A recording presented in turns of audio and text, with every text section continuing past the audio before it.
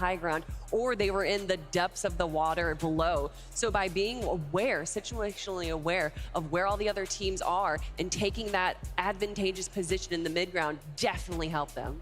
For sure. Now, of course, that crazy moment in the Victory Royale was wild, but we have the ability to listen in on the players. So let's relive this moment, but from Veno's perspective. Nice. 200 dead, 200 dead. I got it. I'm coming up. I have Siphon. Crash betting. I'm gonna rock it, okay? Oh yeah, I'm dead probably. I'm dead. Top four, all duos. Land on, nice. Corner. Nice. I'm stacked. Yeah. 2v2, or one solo and a duo. Top three. You have Madness, play Madness top 2. Play Madness top 2, trust. I'll let you know if he gets knocked. I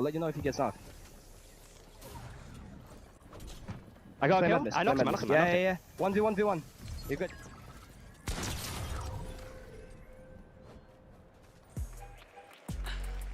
That's kind of nuts, right? I love that Veno is able to just focus, right? It's just about just let me rock my mechanics, right? Just tell me where to look, tell me what to do, and then just let me execute upon that. Queasy just so calm, right? He's like obviously there is a bit of chaos in the moment, but Queasy just listen, just grab this. You're fine. Trust, you've got this. And that's such a skill as well. I feel like not many people talk about it. When you are down and your teammate is solo clutching like that, the comms that you give are so vital. You can see Queasy just making sure that he is giving the absolute perfect comms, what he needs to know. Maybe he might have missed something. Maybe it's his heals. Maybe it's his materials. But Veno's like, okay, let me cook. Just give me the ingredients that I need. And part of the reason he cooked there was that rocket ram, using it to go straight up into the air, see where the rest of the remaining lobby is, land down immediately and get that incredible shot.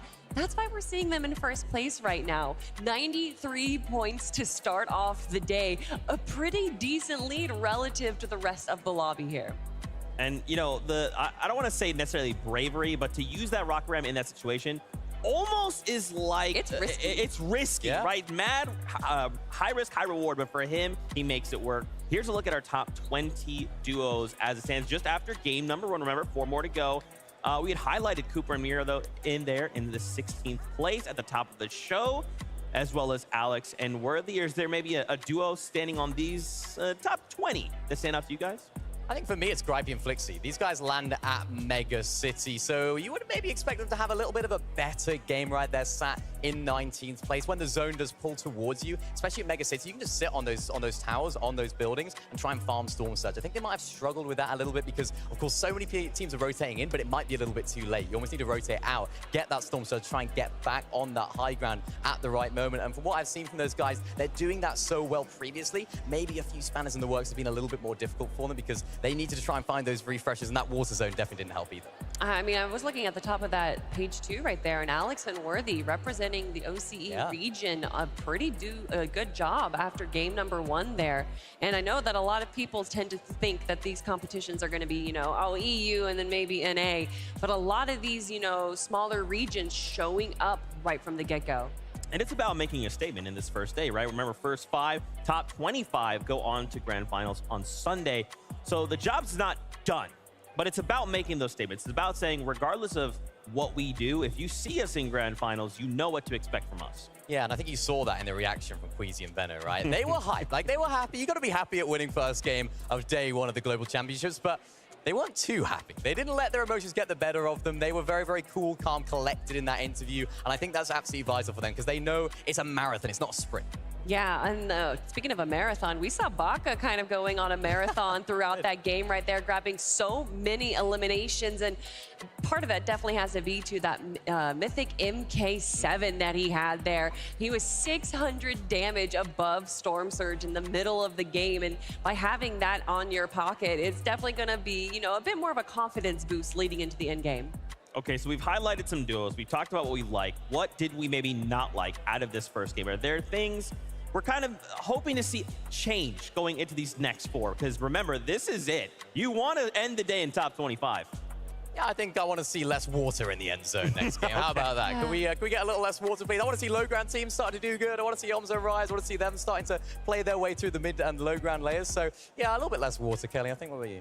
And I always just prefer to see the zone change in different spots. I think that really makes or breaks these teams because although, yes, Queasy and Vino are an incredible duo in their own right, they did have an advantage by the zone pulling in Southeast. So by showcasing, if they can get another VR, if it pulls all the way to the Northwest, well, that's what makes them champions. For sure. And I think, I feel like we'd do an injustice, one could say, if we didn't talk about the X factor that wasn't part of this game. Cammy and Seti, right? If they had been left alive, how different would this endgame have been? I mean, who knows is the question, right? I mean, these guys, of course, Queasy and Venom are a fantastic duo. They won on high ground, but Cammy and Seti can disrupt lobbies like that. They can play their way through those mid-ground layers. And of course, sometimes we've seen them. I mean, we talked about it at the beginning of the show, how they're able to go for high ground now. We saw that sort of developing throughout Chapter 3. We saw them trying to go for that height, just adding another dynamic, another element to their game. So, of course, as you mentioned, they're not necessarily labeled as a height team necessarily, but they can do it. So if it's anyone can sort of contest those guys, maybe it's them. I mean, showcasing, though, that they did have that rough start. I don't know exactly how their positions would have been towards the mid and late game there. And I think by having that rough start, if they did make it survive into the end game, they probably would have stuck to the low ground. And we saw how chaotic that low ground was. So I don't know if they necessarily would have even attempted to go for high ground, especially with the two duos of Queasy and then Thomas HD's going up on high. I think that they, you know, may have not even had that great of an end game if they did make it there. Okay. So what we're saying is people are fighting over high ground. Yeah. We want more of that because high ground more wins games. fun and that too. Yeah. Yeah, I mean, Queasy Venom, they won 6 games out of 12 in Major 2 from high. So it just, if that's anything to go by, I think all the teams want to be on that high ground for sure. I'll say something. I want to see Bugha again in game number 2. He held out so long as a solo player, which is something you would expect with someone as much experience as him, being able to understand when to leave a fight, how to rotate away from everyone else through the dead side rotation. And I think he could do even better with threats. Yeah, that was a kind of a difficult situation we put in, right? So many people landing there at Mega City, losing threats very, very early on, and then there's just so much pressure. You can't go for the reboot. You can't try and make something happen. He did still manage to find eliminations, right? That's still points. We still are working towards something, but I think you're right, Kelly. With threats there, it could be different, Mini. Yeah, definitely. And we saw Bugha actually going down to Surge there. He was trying to be a little bit too aggressive because he needed that Storm Surge damage. And when you're only 1 of 2, it's so difficult to do double the damage that you need because, of course, he's only on his own. He tried his best. And being only 174 below at that point is a credit to how much damage and how much aggression he was showing in that mid game because he needed to do it. But, I mean, it's Bugha. He can make anything happen. Yeah, and this is still just game 1 of day 1. It's fine. There's so many more opportunities for these duos to change up their play style and potentially pull out something we haven't seen before. That's right. Well, let's hear from Frankie, who's actually standing by because we want to hear what's going down in the crowd. Well, I think Copenhagen thoroughly enjoyed game number 1. Did you love it, Copenhagen? Were you happy that it was a European victory? Let me hear you. I have met a couple of Americans who's traveled all the way here. I don't know if there are many North American fans in the audience. Can we hear it? Do you love North America? That's not bad. And don't forget, this is the Friday, so the audience is still arriving because people are coming from work. Maybe someone's plane was delayed. What about Brazilian fans? You can always count on the Brazilian fans to show up for their players. Any esport, any game, the Brazilian fans always give love. We've also got so many Japanese players on stage as well. I did meet a lovely Japanese family who came in just for them today as well. Any more Japanese or Asian fans? Oh, I love it. They've all gathered over here. We literally have a row over here of the Japanese fans. Oh, we literally have an entire group of people who are in jerseys who are here to support the Japanese players. And what about Middle East and Africa? Oh, well, we've certainly got some of the crowd going, and I can't wait to hear how things hot up as the competition continues. For now, let's head back to the desk. This is what it's all about. It's hard to not get a little bit emotional when you think about, like, we have been having competition kind of separate all year, right? And now getting to come together to just compete. Obviously, there's a lot of stakes, but when you just think about this concept, 6 regions all going head-to-head, the fans in the stadium, I'm sure fans at home watching all the people you are all cheering for. It's just something else, man. So good. I mean, we see it online. We see some stuff on social media, people having a little bit of banter between themselves, a little bit of rivalry, some love as well between different regions. But to see it all here, right now is absolutely amazing. I like the fact that Frankie went around the whole arena there to see who was where we expect to see some people, and we have some very, very loud fans here. Oh, just a bit indeed. So gentle. I mean, yes, there is a little bit of banter going on online, but there's also a little bit of banter going on in the pre-show. Yep. But I want to talk about Reet and Ritual. I already talked a little bit about them, but I just want to showcase how they were able to make it into the end game there. And as we can see, 5 eliminations and that second place spot.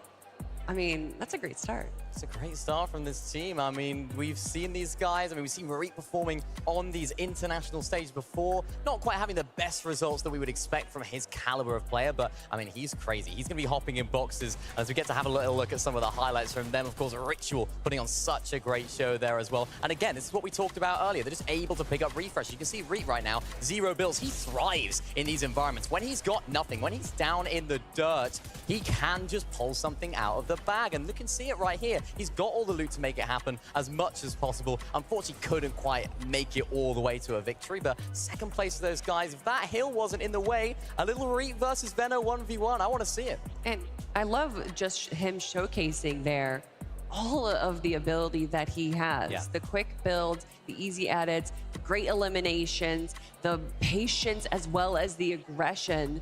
I mean, that's what it takes to be a top player. It's not just having good aim. It's not just having game sense. It's having it all. Yeah, and I think what that gameplay showed me, and actually something we've kind of seen a lot of, but more players have kind of shined a light on, is these sneaky tactics, right? It's not about, let me just run at you. Because remember, these players are playing with indicators. There's so many ways to kind of know there's a threat incoming. But for so many players, they're kind of utilizing the strategy where we're just going to crouch around, we're come around this corner, we're not going to build, we're not going to make any sounds. And then suddenly, bang, we're here, and now you're in a fight for Reet. This took him up to second place. Yeah, absolutely insane. I mean, we saw him there with the exotic shotgun just doing so much damage, jumping right in the box. I think that shotgun and him are like a match made in heaven. I mean, it's the perfect shotgun just to jump in the box and go crazy with. So I'm expecting more of that from them. I'm expecting them to maybe try and keep consistent whilst also going for those eliminations. But it's one of those situations for them where, do they have what it takes? I think so. It's all about how can they feel after game number 2. What's going through their head right now? How do you even pick up from a game where I'm sure they would have hoped to have won, but they couldn't have got off to a much better start than that, only 1 place. My only concern is that they can be a bit of emotional players, and being emotional is, you know, it's a double-edged sword. It does give you that passion, that excitement, but then it also can be a big detriment where once you're down, you are down for the rest of the competition. Now, again, I keep talking about the evolution of these two as players, so hopefully they have been able to kind of break past that wall. But I mean, my goodness, game number 1 and just so many big names going down early, so many new teams also coming through and kind of showcasing their region. And I already talked about the Mo. Baka and Pars. Baka and Pars getting 8 eliminations in that game. I mean, they just seemed to have a game where they were so far away from the zone almost seemingly every single time, yet they managed that so really well. We saw them taking that fight all the way up on the north side of the map, which did drag out a little bit. Of course, a 2v1 situation, you want to be getting that done as soon as possible. You want to be cleaning that fight up ASAP. So for them, they had to expend a little bit of heals, of course, but that did give them the Storm Surge damage. I know Taco mentioned it on the cast. They had so much Storm Surge damage at this point. It's a testament to their fighting ability, and you can see it again, needing those refreshes, hopping in the box. And recently, these guys have really been impressing me. They've been cooking. They've been doing really good. I mean, look at that. Baka down to a sliver of health, literally 1 HP.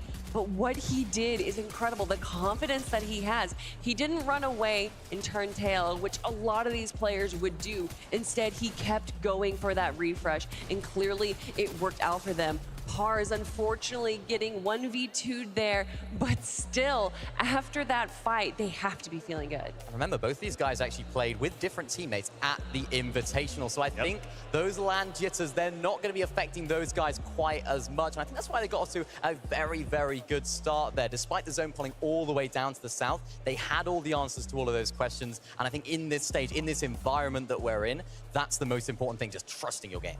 Absolutely. Well, we're getting word that game 2 of the day is ready. So let's send it back on up to the casters to get things started. Thank you so very much, Zeke, and that's right. We're really beginning the reset right now. Game 2 is just moments away, and as we already know, we will have to see what will happen with Kanata on the drop here alongside Aegis. Aegis put up the numbers, but here it is. Game number 2 is ready.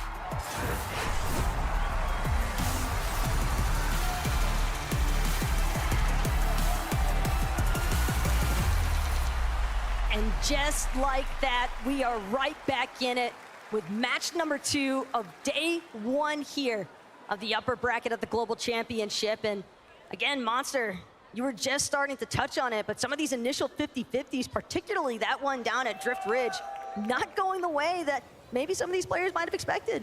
And crazy, look at this, the 50-50 Stain and Datus landing directly on top of Seti and Cammy.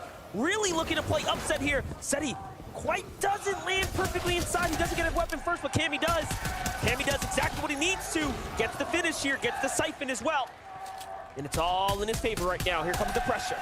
But it's all up to Datus to keep the hopes of Asia alive here. They managed to win out in game number 1. Seti, though, relatively low. We see Kanata as well, striking back for revenge there with a knock onto Malabuka. But the action here at Frenzy Fields, it's continuing to build as Datus now looking for a little bit of a wraparound just outside of this barn. Datus getting some nice shots. Seti will go down. Now it's just a 1v1 between Cammy and Datus. Man, Datus really showing us what he is capable of. Coming second, the FNC has major thing for the Asian region, but no, comes in and Cammy finishes the job. They strike back, but it's not over yet. Meanwhile, it looks like Kanata and Agers have also finished the deed on their side of the map. You got to think, look, Kylie Fastroki listening to what's happening here. So Cammy and Seti are not safe just yet. Meanwhile, North, Pars, Baka, coming out of the early game, they had 3 eliminations. So it wasn't just this team they finished. They had more to fight after this. But it started with Pars and Baka getting that early duo elimination onto Misha and Teeny. And whether or not they can look for a repeat instance is all going to boil down to whether or not Baka and Pars really want to try and take a more aggressive push here.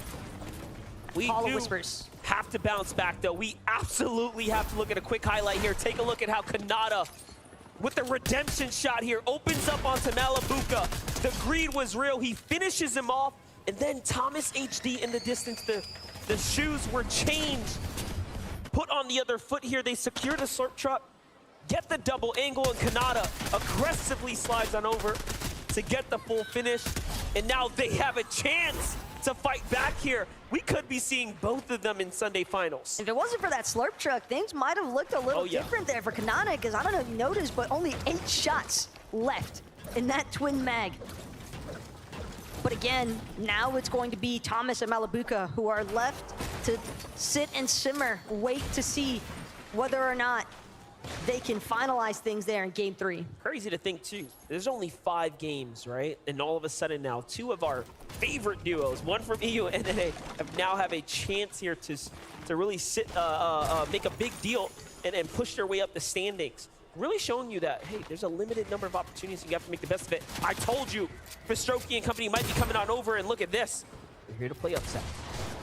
Cammy and Seti, they might have dealt with Stain and Datus at the beginning, but they still have plenty of work cut out for them. Fastroki, just slightly above Cammy for the time being. Cammy, though, doing a good job utilizing these builds. Some brick gonna be going out. Not enough yet for Fastroki to feel comfortable. But it's Cammy with that left side peek, a bit tough to try and work with. Seti watching the side angle here, seeing if he can take advantage of any opening, cracking the armor here. But Fastroki putting the pressure on. Starting to run low on ammunition here, so he will have to be careful or make a decision here to full commit. Instead, gets punished first, cutting right through the overshields and the additional shield pot there, so he is going to have to dig into it. Meanwhile, Kylie with the side angle, suppressed pistol, putting in good work here. We like the angles, but Seti clapping back. Ooh, another great angle. Cammy really hitting the tags when it matters right now. That's tough for Kylie as well. I mean, he's really got to get up close and personal. That suppressed pistol going to be difficult to work with in comparison to that sharp tooth. But Cammy, Seti, they are not willing to budge. They are staying as close to each other as possible because they also want to make sure that they stay in contention of this capture point, not trying to let it go for free towards Kylie and Fastroki. It seems for the time being, they have successfully managed to push them off entirely. So it does look as though Cammy and Seti are going to buy themselves just enough time, and the capture point will be in their favor. Meanwhile, Pink and Vico lurking nearby. They're contesting half of the split off of Acorn and Cold. But now, on the other side, Slappy Shores, Tayson, and Merstache. Here's the team that can truly take home the grand finals if they can make it there. Definitely a pick, indeed. What a tower base, though, for Tayson. I mean, you got a couple of med miss waiting, ample amounts of shield potions, including a couple of big shield potions. So for Tayson, his sole responsibility for the time being is just to establish as much surge damage control as possible. And it looks as though the Limfi tells a different story, or actually a same story if you're Pars and Baka. Because for the time being, Teeny at least, no longer in the lobby. Yeah, Pars and Baka turned online now and get the finish onto Teeny. There it is. So the full finish onto Misha and Teeny, both sent back to the lobby. Meanwhile, there is another duo lurking from above. Chubbs and Bryce looking on down, trying to see what they can do to influence this exchange here. Can they find tags to go ahead and put themselves in a successful position? So far, so good, but these are absolutely important exchanges here. And listen, Pars and Baka, man, you got to give them some respect, dude. When it comes down to performing, you would have thought at the Invitational, hey, look, we don't have LAN experience. What's going to happen? Nope. They are here showing that they didn't need it. And they're even better than the last time we saw them. Don't really need LAN experience if you can just trust your instincts as a player, and that seems to be exactly the mentality here for Pars. Just breaking through Teeny's builds. Teeny, absolutely no health to work with in that circumstance. But it's a nice establishing point there, because now that is 2 games back-to-back. That's going to start to pose a real issue here, because again, Monster, it's only 5 games, and for Misha and Teeny to be knocked so early on, they've got some ground to really make up for at this point. A lot of ground to make up.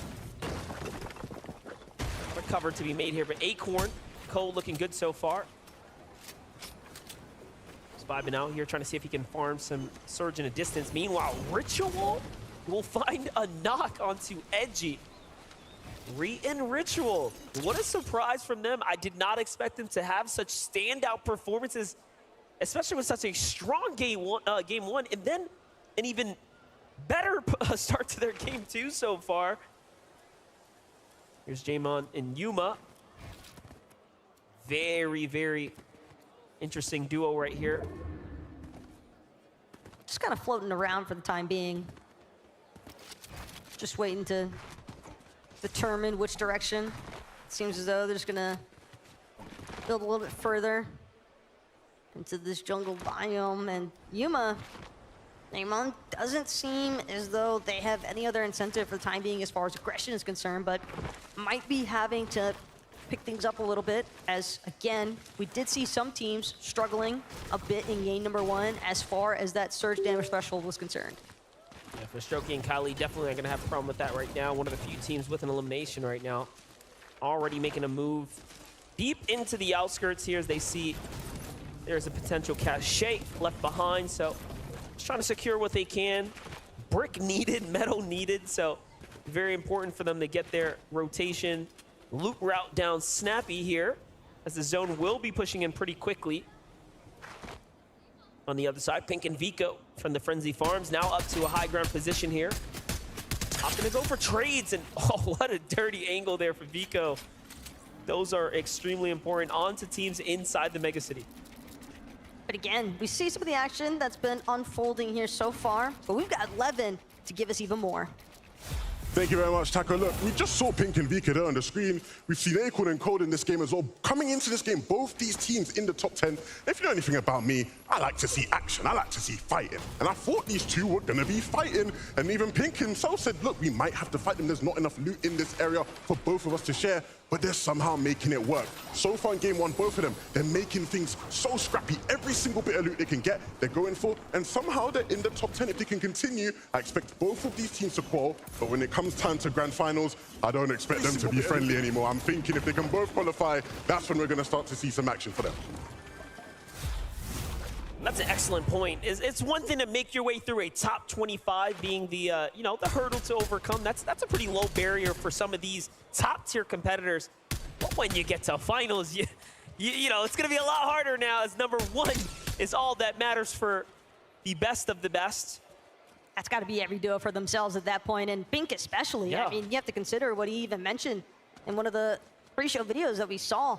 Cap Metal is so important for him, and you have to expect that at his split drop, he is not trying to share by any means with anyone else. Well, take a look at this. Zagu and Peppo actually have finally found themselves elimination. Last game taken out a lot earlier than they would have liked. So this is their chance to go ahead and bounce back, put some numbers on the board.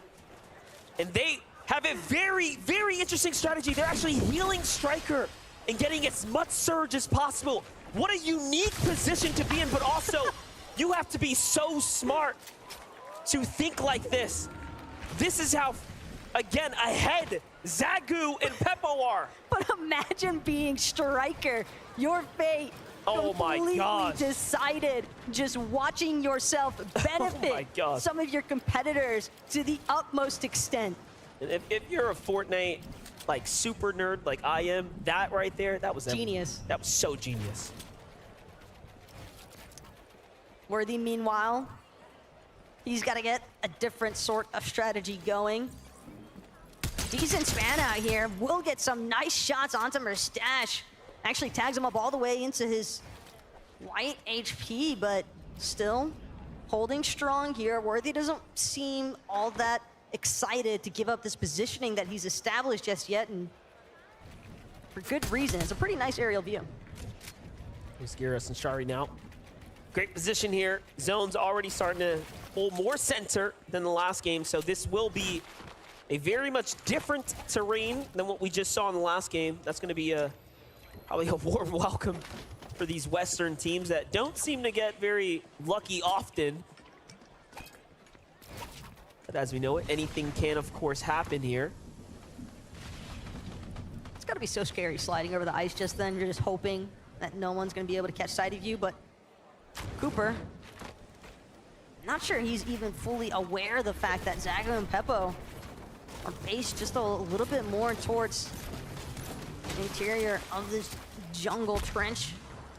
Miro following suit behind Cooper. These teams trying to make sure they don't stray too far from each other, but still wanting to make sure of the fact that they are collecting the resources they need. Because we saw just how congested that last game was, especially with the way that zone was pulling so viciously over the water. So much of these teams were just getting trapped inside of that mid-layer territory. Meanwhile, the Rift Island is going to start to formulate here, jumping just outside of Reet and Ritual's perspectives there. They can be the first to take a stab at it, and if they secure this, I mean, surely top 25 is locked in the bag, as they were in the 76-point threshold range of total points. So they can get a big 15 here with the Elans and some placement. They will be in the top 25. It could be done and dusted here, as there are only 5 games, but no, instead they say, hey, look, let's go for the full Rift, get straight to the top. No zipline for us. I don't know which was riskier, but it works out at the end there. Able to juke out some of those distant shots in the air, and being the first ones to actually touch down on Rift Island does mean that they'll be the first to try and make use of those bonus objective points with the Capture Island point. But again, Reet and Ritual, I mean, who did we see last game on the Rift Island? It was Thomas Malabuka. Well, guess what? They got eliminated super early by Kanata and Aegir, so now it doesn't seem as though there's anyone posing too much of a threat, but Baka and Pars, they've been fighting for as long as the game has started, it seems. Yeah, it's still Chubb's team, too. Chubbs was looking at them before. It seems like he's given them a problem on the rotate into the zone. And look at the cost of Bryce, because Bryce was fallen at some point or another as they've made their way to this position here. But at this point, it almost seems as though Chubbs is just trying to waste Baka and Pars' time, trying to force them into expending some of their resources, some of their splashes and heals that they might not have wanted to let go of otherwise. And again, it's still early on. Pars goes into the box. He's going for the full push. Baka's here to back him up. And this is what happens. You shake the hornet's nest and you might get stung. And luckily for him, he will escape somehow, some way, barely sliding his way out the side there. Baka has a different goal in mind, though. He's going to go around the outskirts here. No stranger to the zone. Continues to play with it, but ouch. That surely wasn't a part of the strategy here as Chubbs 2 stood behind. Tough spot to be in now. But look at Chubbs' builds. They're running incredibly low. He's actually going to forfeit that height positioning. But it's not like Baka Empires have any idea, but now Chubbs seemingly under pressure from a team slightly further out. He still has to make his way in through the zone as a solo. Not sure if he'll find a reboot ban opportunity either this late in. What a spot to be in now if you're Kanata and Agers. Even more pressure as they only scored 0 points in game number 1. The first team to be fully eliminated, but not humiliated. They do have a true chance now. Finding tags here now into Thoric and Bolts. Of course, some of NA's best there too. Very few can say they've wielded the pickaxe of champions, but hold up, jump in with Colleen Fastroki, who's already gotten the elimination. This is actually a full finish that they picked up, potentially onto Cammy. And now Seti is by himself. My, oh my, what a tough spot to be in for Cammy and Seti. Of course, didn't pull the luck of the draw game 1, and now game 2 not going in their favor necessarily here. Could we be seeing them a lower bracket push? It's the fact that Seti and Cammy already had to deal with one nuance at the start of match number 2.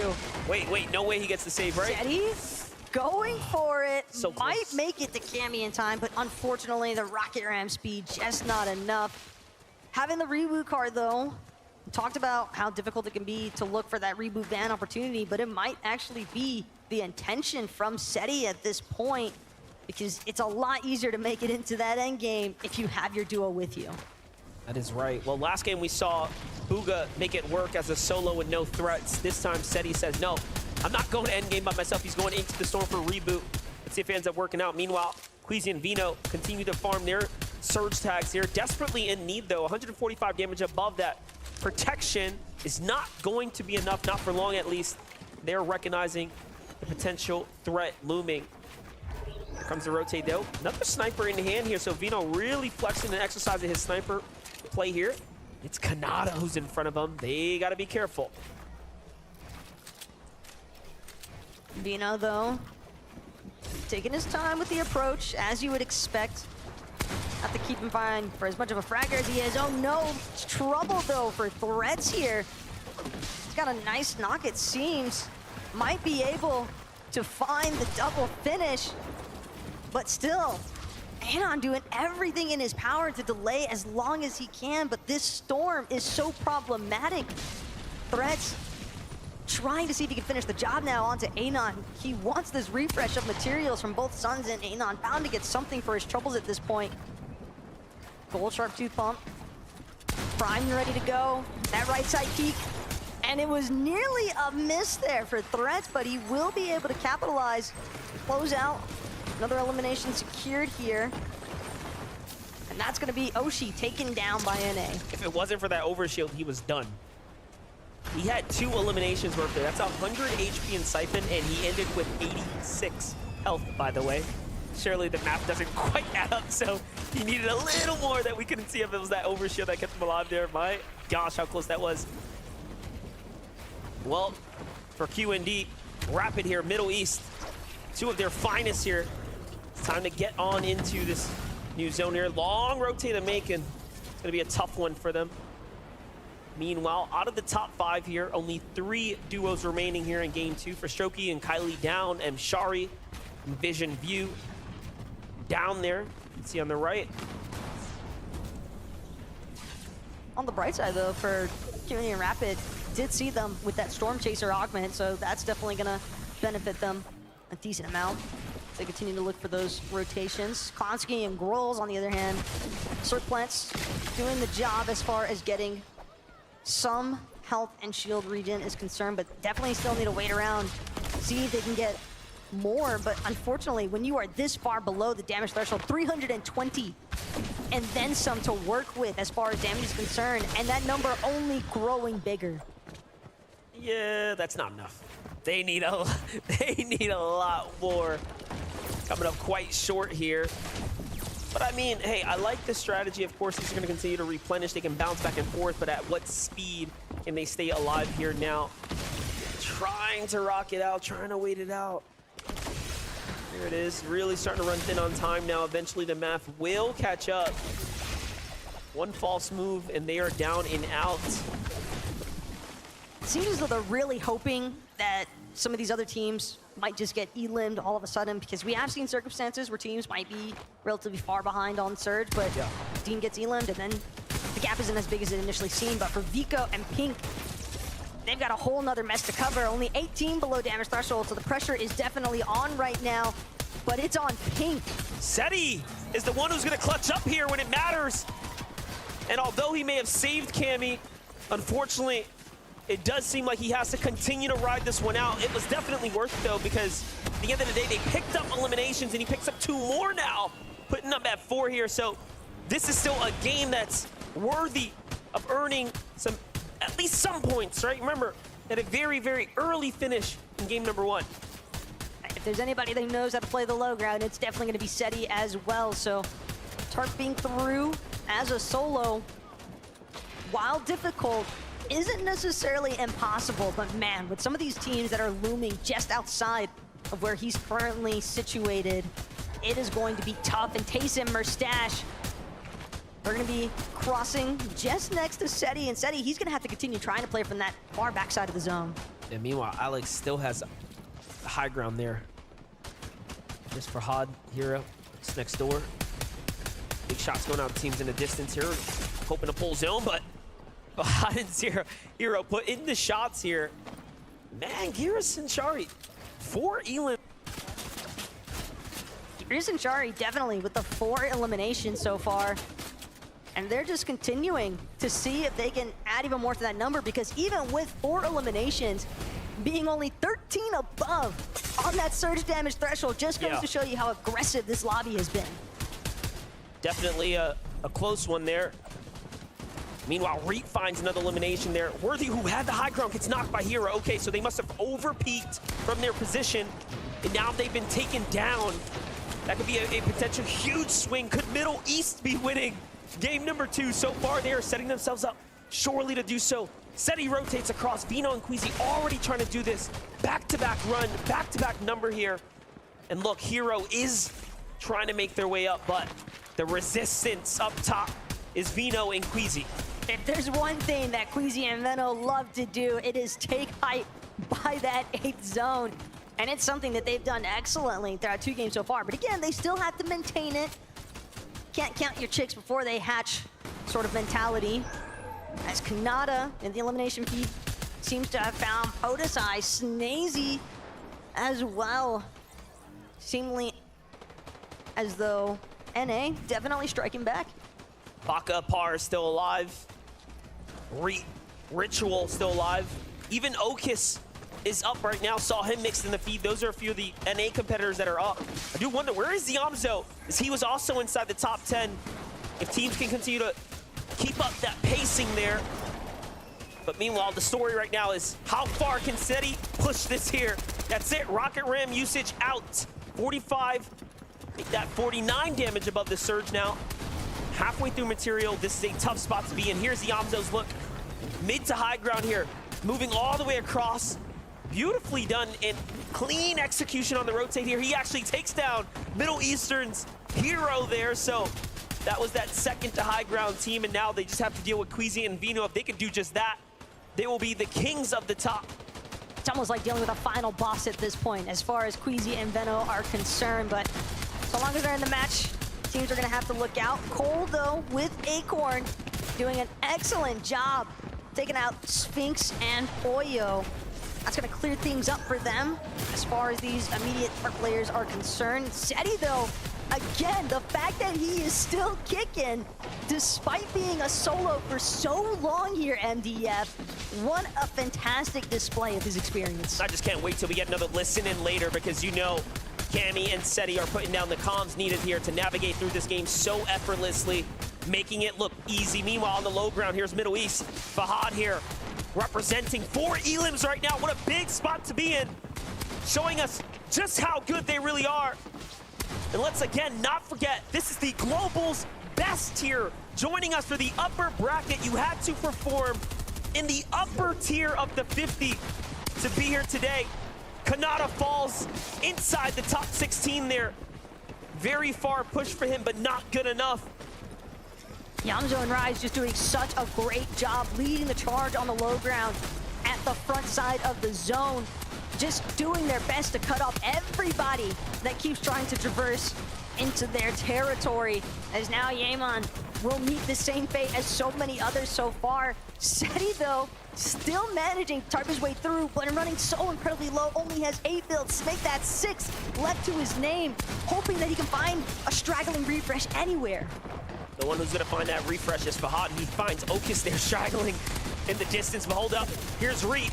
No ritual in sight by himself. We already seen him do it once. He clutches up, goes in and takes down Pars. Once friends, now enemies here on the stage. Meanwhile, Seti says, hold up, you want hype for free? Not when I'm in the lobby. Down goes Geras, and a quick trade there, but Shari comes to the rescue here for his teammate, and he is the new king of hype for a second, but Acorn Cold representing for NA. Not known for the big elims, but so far the placement point's exactly where you expect it to be.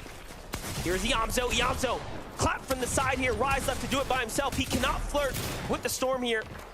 Acorn's clutching at the moment. Acorn's trying to do what he can.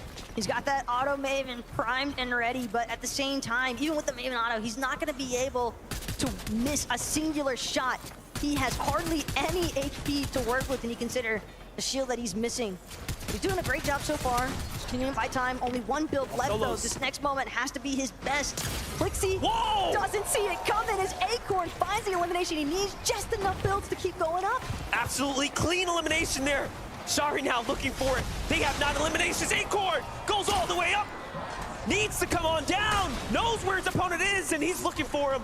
But the zone is ticking, gets right into it. He knows he's got a couple opportunities here. It's all or nothing now. 1 shot will be it, but no, it won't be enough. Still though, 4 eliminations in a second place there. And Shari take home the second game now alongside Geras. Seti nearly playing smartly there for Shari and Geras, but even with Seti having eliminated Geras, Shari doing a phenomenal job to clutch things up. And we've got Frankie standing by to get into their minds. That was quite the performance. How did you feel in those final moments of that game? Great. And what was going through your mind? Because you had an American flying up into the air, getting the information of you, but you had the better health in the situation. How do you feel clutching in front of all of these people? Amazing. Amazing. That's a perfect word. Let me come over to you, Geras. What was it like watching Cherry in that situation? Yeah, it was great. I mean, anyway, like in this final situations, I already knew we have so many points. We are already like basically qualified, so I was just chilling, and I believed in him. I knew he will win it. I love this vote of confidence. We're basically qualified 2 games in. So are you already thinking about Sunday? Not yet, but yeah, I mean, I think we are qualified, so let's like maybe keep focused on Sunday, right? Absolutely, but also focus on the next 3 games, because obviously you want all of these duos to fear you. What sets you apart from the competition? I think just good strategy, good communication in duo. Yeah, I think that's all. Well, we definitely saw the strategy pay off, but congratulations on the victory, Royale. Geras and Cherry, everyone!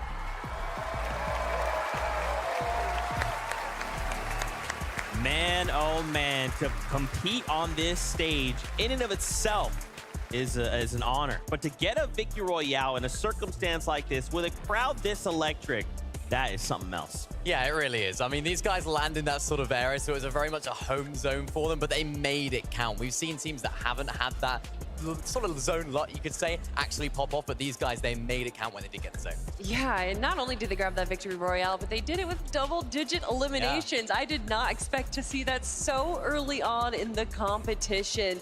They pretty much were grabbing eliminations as soon as the game started, and by zone 8, they had 4 eliminations, but they were able to kind of hold that low ground for so long and clean up the rest of the lobby. They deserve their VR. It was a battle of solos there in the end as well. I think I saw 5 solos right there at the end, all battling it out. And that's what we love to see from this. It's solos clutching up on the big stage, and that's really, really not easy. So great job from Chari to make it happen. Well, if we're going to talk about solos clutching up, then we got to talk about SETI. Yeah, My of goodness. course. From the start, I mean, we saw them go down early in game 1. We knew that they needed to do something a little different in game 2. We got to watch their drop where they went for the window of that barn in Frenzy Fields, and it looked like they had a pretty easy 50-50 there, but Cammy did end up going down in that fight, and they were able to make it come back against Datus and Stain. But then, not too much later, we saw Fastroki and Kylie trying to go for them as well. And if I'm not mistaken, I think Pink also was starting to try and make their way down, but then said, oh wait, no, that's SETI and Cammy. I'm gonna turn around right now. Yeah, you're absolutely right. I mean, we saw SETI in that end game. This was crazy. He tried to go for height. That was a solo. This guy's crazy. He was like, you know, he's like an autopilot, like high ground. I mean, oh no. I think I'm on my own. Honestly, I think it was a great play. I think that there was so much chaos going on in the low ground that they weren't expecting anyone to try and take high ground. SETI positioned himself just on the side. You can see that they weren't aware of that SETI was going to be coming in onto them and grabbing that one elimination. It did eventually lead to his, you know, demise, but he was still able to grab 4 more points as well as kind of weaken the other players in the lobby.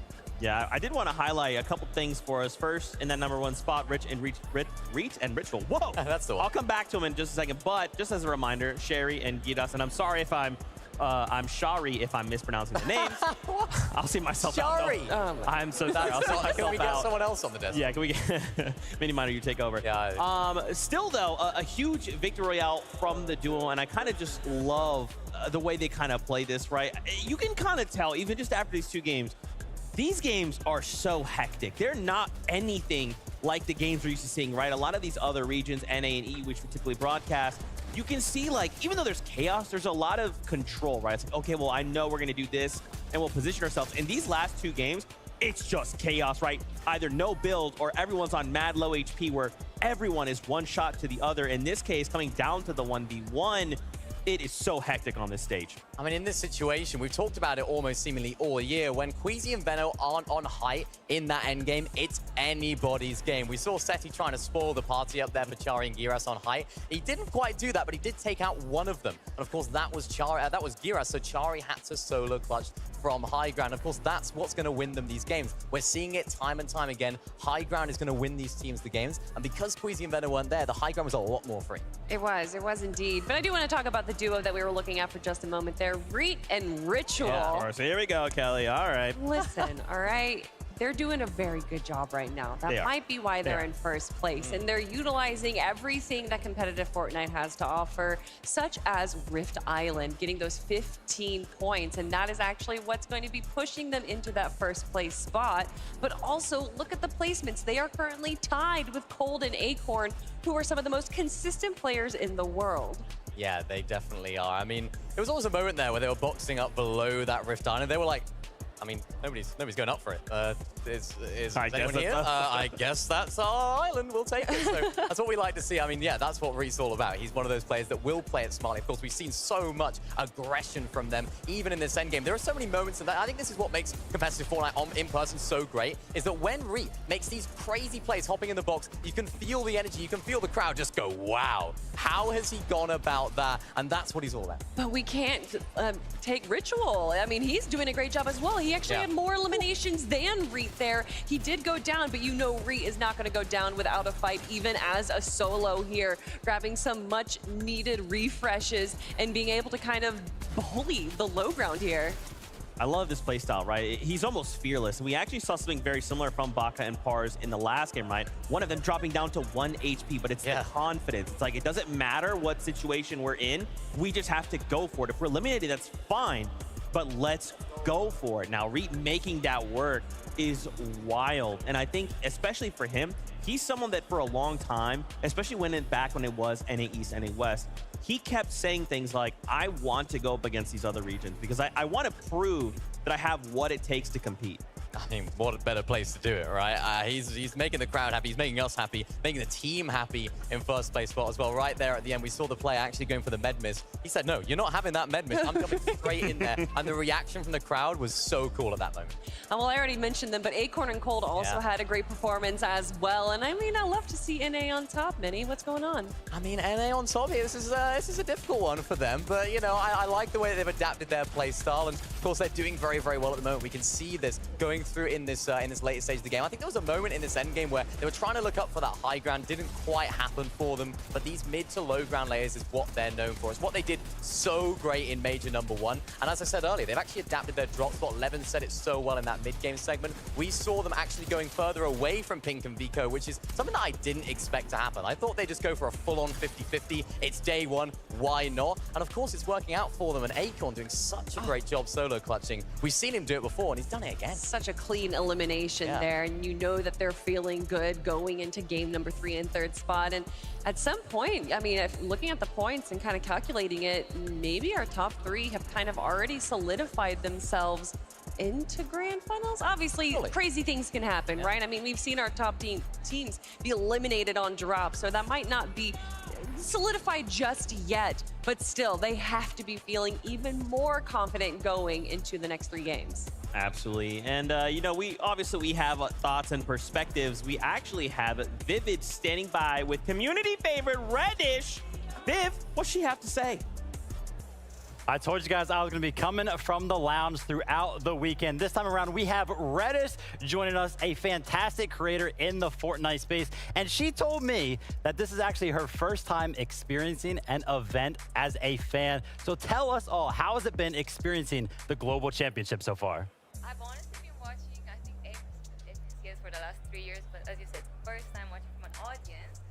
It feels incredible. I'm seated right next to Sorry, guys. Sorry. We actually have to go back to the desk, so we're going to toss it back to Zeke and the crew. Don't worry. I will find a way to talk with you soon. Don't you worry, Reddish. Don't you worry. Man, this has been such an incredible start to the day. The first 2 games of the Global Championships, especially in the upper bracket. Kelly, you said something that interested me. You talked about these top 3 and how they potentially might have already qualified, right? Right. What we saw kind of out of Queasy and Venda was they had this strong start. And it's like, okay, well, remember, top 25, what do those points look like? After one good game, a duo could very well just qualify, right? They might just need a good game with a couple VR, or a couple eliminations, rather, and it might be just enough. It definitely might. I think for now, these teams that are in this sort of top 5, top 3, realistically, you have to think that they have got it in the bag. But as you mentioned, Z, anything can happen. They've got to keep their foot on the gas, because not only is it really, really good to, of course, be at the top of the leaderboard, it's also really, really good practice, really good to be in this environment. What are these other teams from these other regions going to do? Because who knows? Come Sunday, it could be anyone's game. Well, we're talking about foot on the gas. We got to talk about Cammy and Seti there, going up 21 placements, obviously, going down early in game number 1. That's going to put them in the 2nd page of our lobby list. But we got to talk about Seti using the rocket ram once again. That seems to be where the utilization of this rocket ram is going. Launching high into the sky, seeing where the rest of the lobby is. I love this. And yes, by having the rocket ram, you see that a lot of these teams are forgoing that 3rd heal, which can be incredibly beneficial, but it just has so much more utilization than I think I initially thought. And it just shows how good this duo are individually. We talk about them so often as Cammy and Seti as a collective, but we have to remember these guys are both incredibly talented players as solos. We've seen them in DreamHacks come 1st and 2nd, and they're just like a duo that have just decided to play in that solo event. So that's what we love to see from this duo, and I like to see the fact that we can have trust in Seti, trust in Cammy to clutch up in the big moments, because they're not going to be nervous. And you know what else we have trust in? Queasy and Vino going for height. Of course. If it's not them, it's the others. There's so much more. Now, I promised you an interview with Reddish. We're going back to Vivid in the Creator Lounge. Let's do this. And we're back. Sorry about that, guys. I accidentally did too far of a mic drop earlier. I ended up breaking the microphone.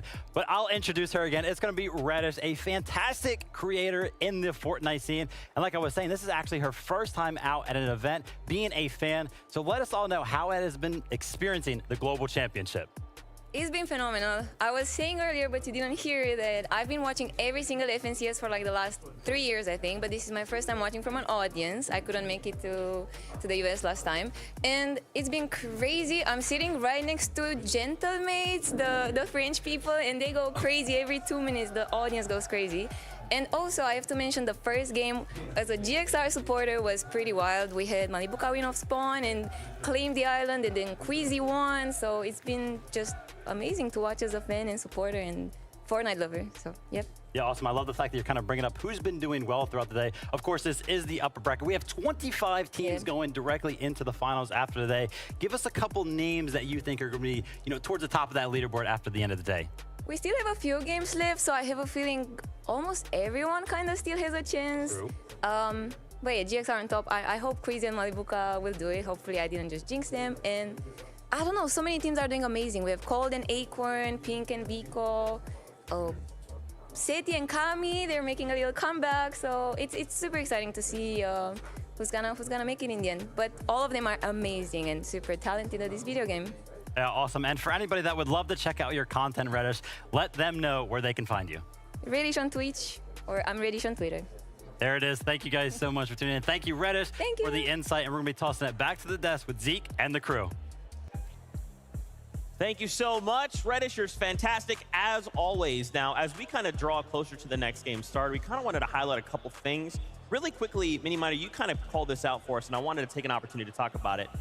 Zago and Pebbleclip, they had a very interesting Storm Surge strategy in that last game. Yeah, they did. And I think this just encapsulates what LAN events and global events are all about. We never know what these other smaller regions could be pulling out of the hat when it comes to strategy. And what I saw there in that end game was actually, or that mid game actually, I should say, Zago and Peppo actually got a knock. They were able to carry the body towards some of the slurp mushrooms, keep healing the player on those slurp mushrooms, which of course, that benefits them because they can keep tagging up the player to get some more Storm Surge damage. We've seen Storm Surge have such a big impact so far in these first 2 games. And if you don't have enough damage, it's going to result in your elimination. That's what I really like to see from this. Those guys pulling out strategies I haven't seen before.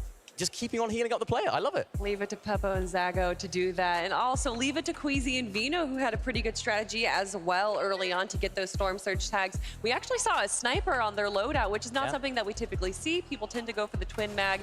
And then they also had 2 different spots for their splashes there. So by having more than, I think it was around 10 splashes, being able to not just heal, but also rotate quickly, which is part of the reason why we saw them be able to set themselves up for success towards the end game. And I say that as Queasy goes down, but still, being able to make it all the way there is going to get them those much needed placement points. Yeah, trying to get Venom to clutch twice in a row, it's a bit harsh, isn't it? You can't do it again, surely. But no, I like to see he's that. He's waiting until Sunday. Yeah, he's waiting. He's putting it all in the tank. He brought it out in game 1. But no, not a bad game at all from this duo. We saw them trying to set up for what we're expected to see from them. Let's see if they can continue. That's right. I'm excited to see game number 3. So let's kick it on over to our casters to take us in.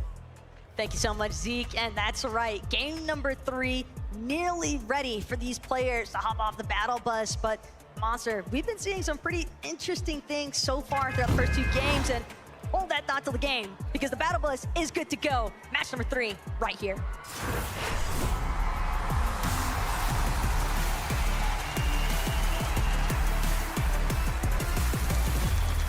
All right, we heard you make some noise. It sounds like you are ready for game number 3. I am too. Remember, there are only 5 rounds of Fortnite here today, so this will officially solidify the halfway mark.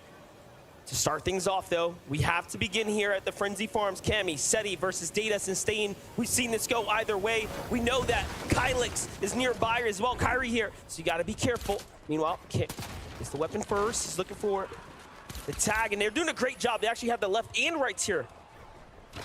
Buying just a little bit of time here. Seti also, a couple of weapons at his disposal. Tactical DMR, Infiltrator Pump as well. Stain trying to do his best to pressure to the bottom of this barn. It's going to be Stain actually eliminated first. A nice tag team appearance there from Cammy to get the backup necessary.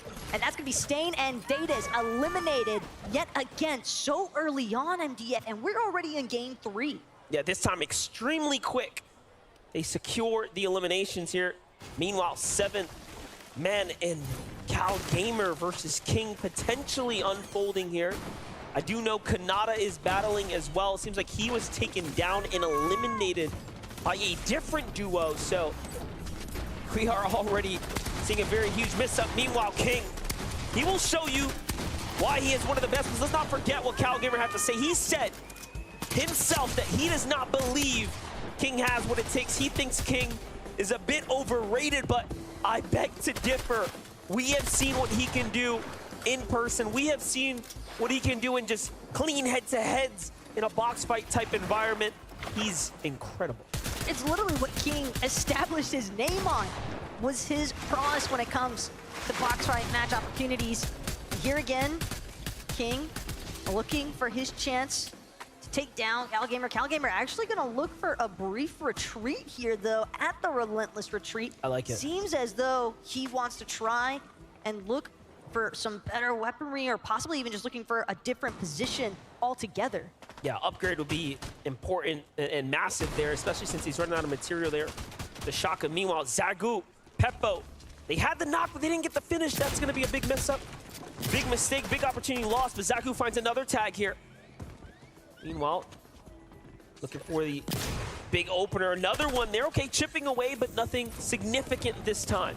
That is massive, though, for Skitz and Sora, that Skitz was actually able to find that revive in the heat of it all. Is now Peppo, Zagu. A few Shieldbreaker EMPs. Curious to see what Zagu actually chooses to do with these. He's gonna opt to try and maybe apply some more pressure onto Skitz and Sora with them, or if he's just gonna hold them for the time being. But Skitz, now fully aware of the fact that Zagu is trying to break down his wall, continuing to replace build after build. Skitz with the peak, Zagu with the damage taken. It's gonna be Skitz and Sora still looking to try and capitalize on this circumstance. Now be careful though, backing themselves up into an indestructible corner. And you can hear the crowd really starting to turn up right now. Big augment though, that was just picked up. That rarity check could go crazy, depending on how. I believe it was Skitz that might have opted for it. Saw him, one of those common weapons. Zagu, back to full shield though, but did have to expend both of those big pots, and this battle's taken quite some time. Business turret quickly taken out. And Zagu tried to place there, his pressure on Skitz. Oh, I think he's going to be feeling really confident after that one, but Zagu now completely out of material here. He does have to be careful. His teammate finds a little bit too, so Peppo goes in, fully boxes up. It's all going to come down to hitting the shots, and he does.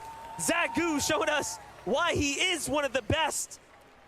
Coming directly out of the region of Asia, representing all the way for Japan, and my, oh my.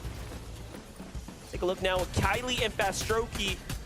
Man, they're just mixing things up. Constant trades for the most part, but for Strokey and Kylie here at Stevie Springs, south side of the map seems to be working out relatively well for them so far, having that elimination already, and now that's going to alleviate a decent amount of pressure here for Strokey and Kylie. They don't necessarily need to fully push in just yet. They can really wait to see how they want to actually choose to try and reapproach here, but they're not the only team to mix things up a bit, as now Misha and Teeny just above Bryce and Chubbs.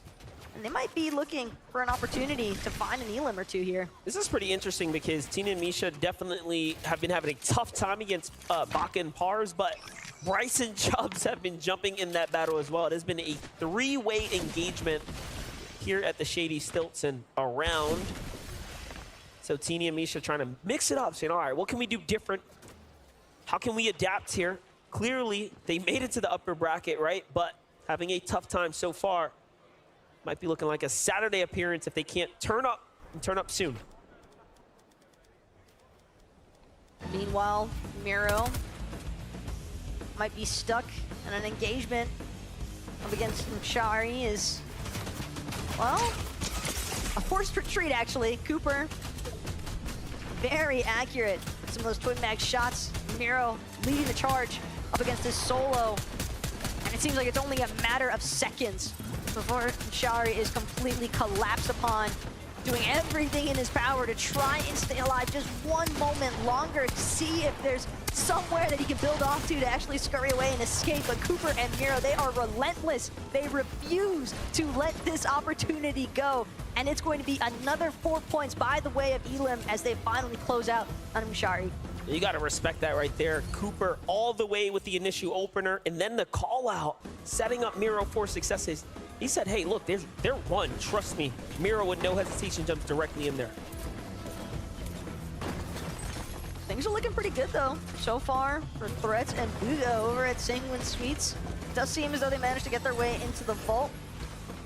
That kind of Stinger SMG certainly going to come play a pretty big part there for Threats whenever they do decide to engage. And a few more battles later on. Clownsky and Grolls, though, a team that we really saw in quite the position last game. It was really their surge strategy that seemed to be a little bit lacking in game number 2. So now the mentality here for Grolls and Clownsky, if they want to find some points, want to work their way up even further on that leaderboard, just try and cement themselves into that top 25. But they've got to work through some other teams before they can find themselves there. Yeah, and work through those crash pads as well. Having them work against them for a second there, so Clownsky couldn't unfortunately join Grolls on the push to the top, so cost them a fair bit there, but all in all, they have things under control. A good height positioning, at least. That can definitely help a lot as far as establishing some surge damage is concerned.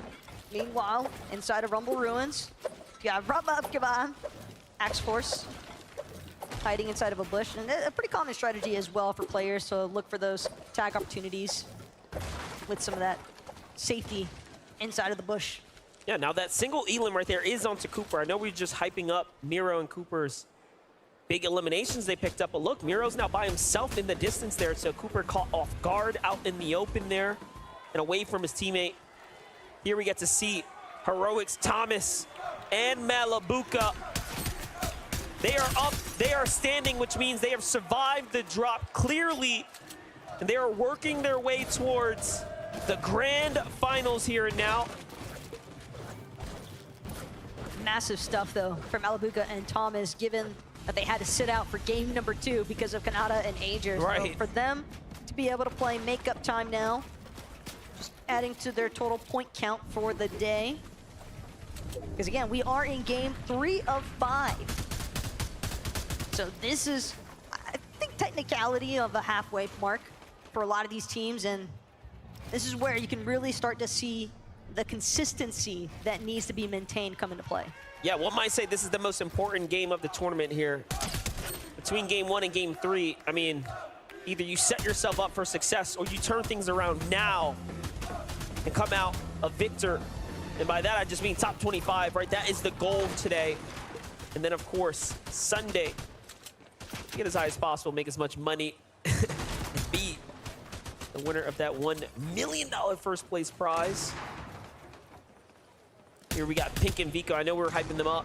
Definitely a team that has had a lot of success. Although, again, playing off the scrappy drop, but look, they find themselves finally fighting Acorn and Cold. True, but they had CalGamer and 7man also on the opposite end of them. It seemed as though they were kind of sandwiched in that position. So, might be a very tough circumstance for them to actually work around in as well. Here in the heart of Mega City, you got Flixie way up top on the building. Grippe seems as though they had a successful battle because Flixie, with 1 elimination, looked as if he just got the opportunity to revive Grippe there as well. But now, from this aerial point of view, opportunities to use these grind rails if necessary for a quicker rotation, but Mega City seems to be relatively safe for the time being. And the way Flixie keeps looking down leads me to believe that he's got some form of idea that Suns and Anon are the team directly below him. Just outside of the Mega City, King and Phaser Cam here. Very interesting. They've had a very long track from the Relentless Retreat till here. No Elims just yet, but this is a perfect time to go ahead and catch up 11, so let's hear the word. Thank you, Monster. Like you see, no elims. We obviously saw at the start of the day, CalGamer had a lot to say about Phaser and King's ability. He thought he weren't too good. And King said the same. He thinks they're not as good as they say they are. But these two teams have been going head-to-head, not full engagement, but still both teams looking to try and set up for fights where possible. We see them sort of pinching and peeking towards each other at times. And what's happening is that they're both disengaging, right? Neither team currently sit in that top 25. So one of these two teams is going to have to start to step it up if either of them are going to be making out of Relentless Retreat and making that vote useful. Thanks so much, Levin, for that breakdown on whether or not it's going to be CalGamer 7-man or King and Phaser. That's going to be the team that finally breaks through from that initial drop spot engagement. But again, with teams just actively choosing to disengage, have to believe that part of that reason is because they don't want to risk being early eliminated in match 3. Acorn, Cold though. They've got some eliminations on the mind because they want Pink and Vico if they can find it. Cold now applying some pressure onto the backside here. Pink and Vico certain to have to keep an eye out for it. Cold though just continuing to move around some of these top tier builds. And Acorn, Cold, slight lull in the action as they try to make sure that their approach is as methodical as possible here at Frenzy Fields. And of this duo here, the highlight player was definitely Acorn in match number 2, where he really went the distance in the end when it mattered. But I'm sure if he can do it one more time, it should be all but solidified inside that top 25. This has been a great showing so far. And again, contested. Half the loot he would expect, half of what he would really want. So to take out Pink and Vico, to send them back to the lobby, to not see them on Sunday would be excellent. They could make a run as grand champions. But what's interesting is that at Frenzy, keep in mind, CalGamer and 7-man were there as well, but they weren't when we last checked in just now. So have to imagine that CalGamer 7-man recognizing, hey, this just isn't the type of engagement we want to take right now, just like iDrop as a solo, trying to see if he can gather anything from Rift Island. If he's able to get this capture point uncontested as a solo, that will be absolutely incredible. Yeah, and you know, it's worth 15 points, so it's definitely the position you want to jockey for. Not a single other team has decided that they want to come up here. This could be his lucky, graceful moment here, but no, there is a duo just above them. Could iDrop build a big enough base here to buy him some of a flex? Potentially. Oh no, it seems like the team's actually underneath. Okay, but we jump in with Queasy. Queasy's hurt here. Vino, pretty healthy. They have to double down alongside one another. It's Kylie and Fastroki. Kylie and Fastroki went south this game, had success down there, and now, because of that, inevitably, it puts them on the pathway, the war path of Vino and Queasy. That was a big shot, though, that Kylie just landed onto Vino, took down his shield almost entirely, so Vino's gonna have to pause for a moment, utilize one of those legendary slurp juices to make sure that he is at ample HP to actually take this engagement. It's Kylie now looking for where he wants to try and make this finalized approach, but doesn't realize Veno's managed to sneak up behind him. And Veno making sure to return the favor of damage done. Queasy as well, starting to create a little bit of a separation here, starting to see whether or not he could try and pressure on the other side of these builds from Veno. It's a nice pressure application from this duo. All they've got to do now is finish it. Vino making Monaco very proud here so far for the upper bracket. This fight now approaching that time where you start to think, how worth it is it? Can we get out of here safe and sound? Is there an exit plan for us?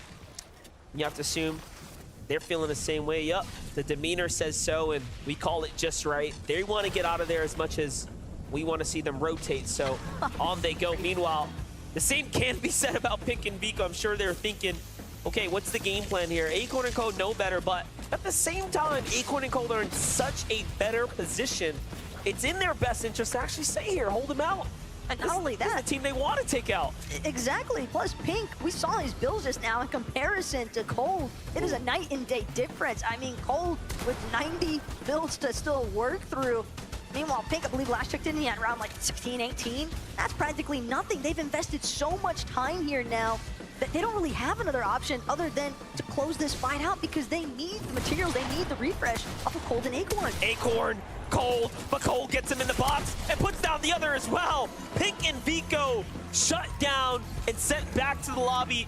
And that is the best team for them to eliminate. They already have pretty much top 25 now, sealed in the bag. They were in 3rd place coming into this, picking up these elims here.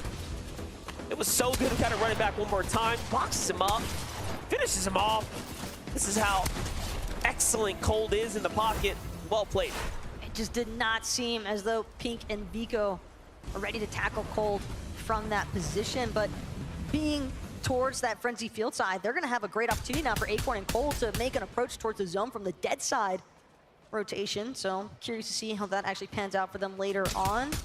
But as for Rise and Iamzo, solid as ever in terms of applying damage. They're also the only team that finished top 5 in every major of the 3 majors. That is an exceptional position to put yourself in, really showing how flexible they are season to season. It also shows you they might just be the team this weekend. They might just be that team, but let's jump into the action here. Malabuka hurt, 3 HP, forced down, and the pressure unrelentless. Coming in from the Middle Eastern team, Rapid here, really pushing back. They've already claimed Thomas. And Malabuka wants nothing of that. The ME boy says, hey, listen, you're up. Sit down. We got this. Absolutely insane, though, just how quickly Malabuka was able to escape from that position, because it really looked as if QNE and Rapid were about to finish off this duo. But with Thomas being out of the picture, Malabuka, granted, we know that he's capable of making those solo clutch circumstances happen, but with so many power hitters left in this lobby as a team, that solo spot not looking the best. Vanyat, Karmi, absolutely scary, scary duo right here. Some of EU's greatest. Very hard-working duo here. Takes the Teeny. Tina and Misha just haven't caught a break here. Rotating all the way down from the north side. Coming up short here now. Fragmented apart. Misha is looking to replenish himself here, but the Storm Surge is active. And Vanyat just says, hey, you know what? I want nothing to do with this. It's already looking pretty tough. I'm going to just go ahead and rotate on out of here. They're going to crash pad their way across, and that should be all she wrote. And nice, to be fair, effective rotate. It's a lot of map to cover, though, for some of those north side teams. The way that things have been breaking down, but still, Vanyat and Karmi, again, doing a great job utilizing those crash pads. Cammy and Seti together as a duo, that's something that we haven't really seen too much of at this point in the game. Curious to see how their end game goes now that they're both up and running.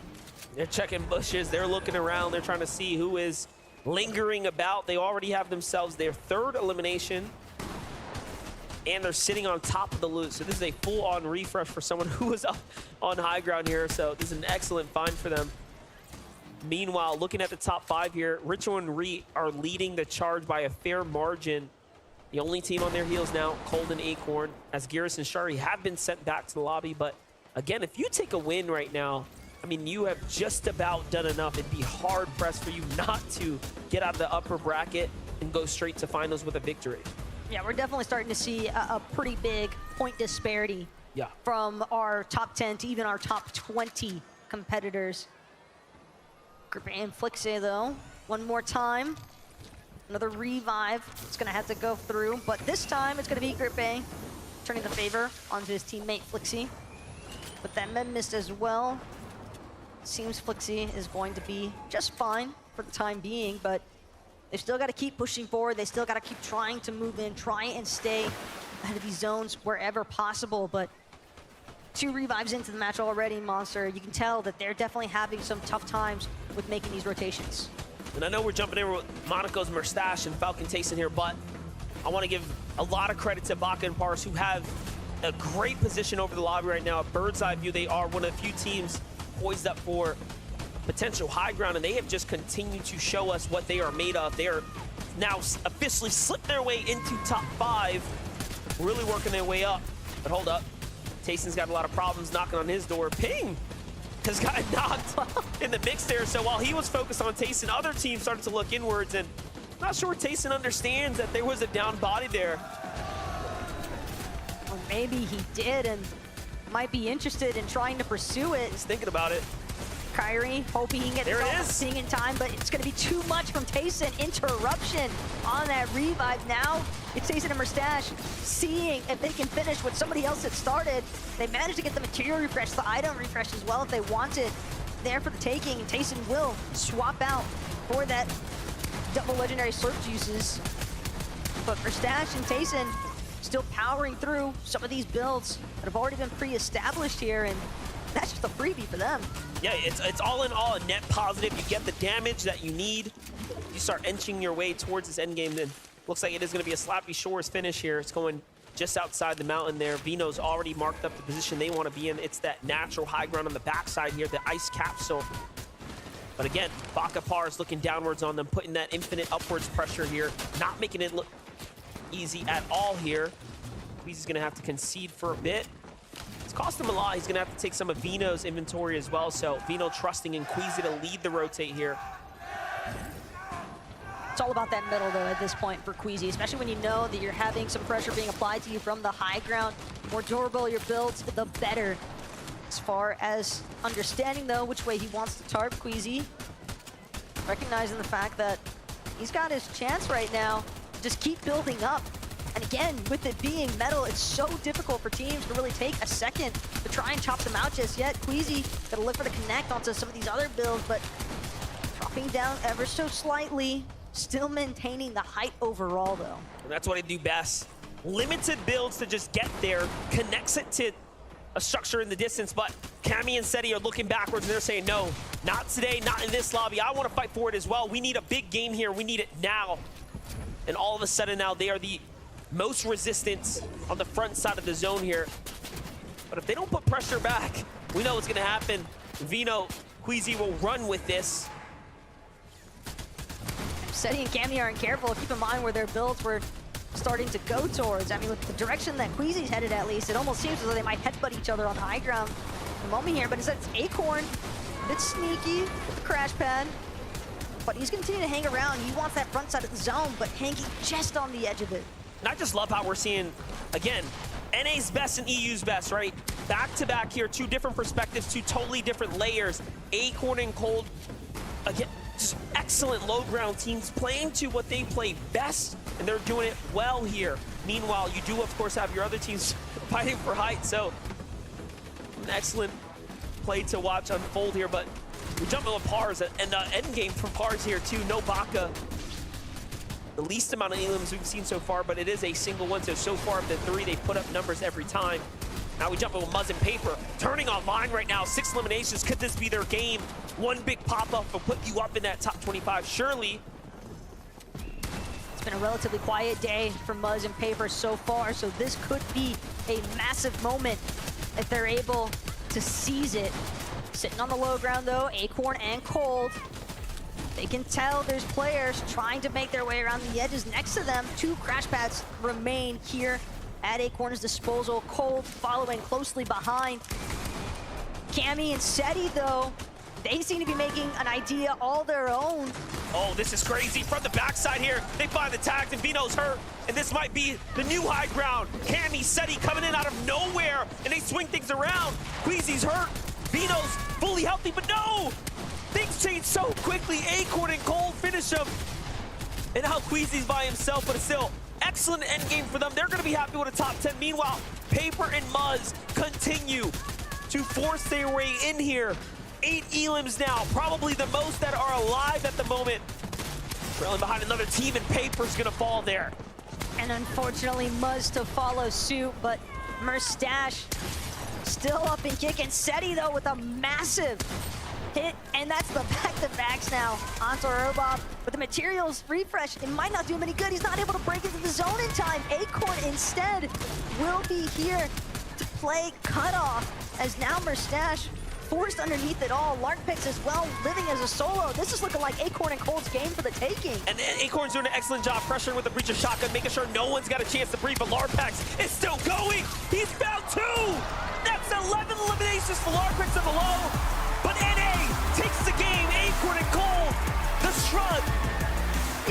it looked like it was exactly his plan. It's just too easy if you're Acorn and Cold. But the best part still is that moments away from figuring out just how the day is actually going to wind up. And we've got our very own Frankie down on the floor to see what they have to say. I do. I'm so excited to talk to these guys because they're known for one of the most consistent placements in all of the games that they play, and you haven't disappointed us so far. What's it like, Cole, taking a victory royale on day one here in Copenhagen?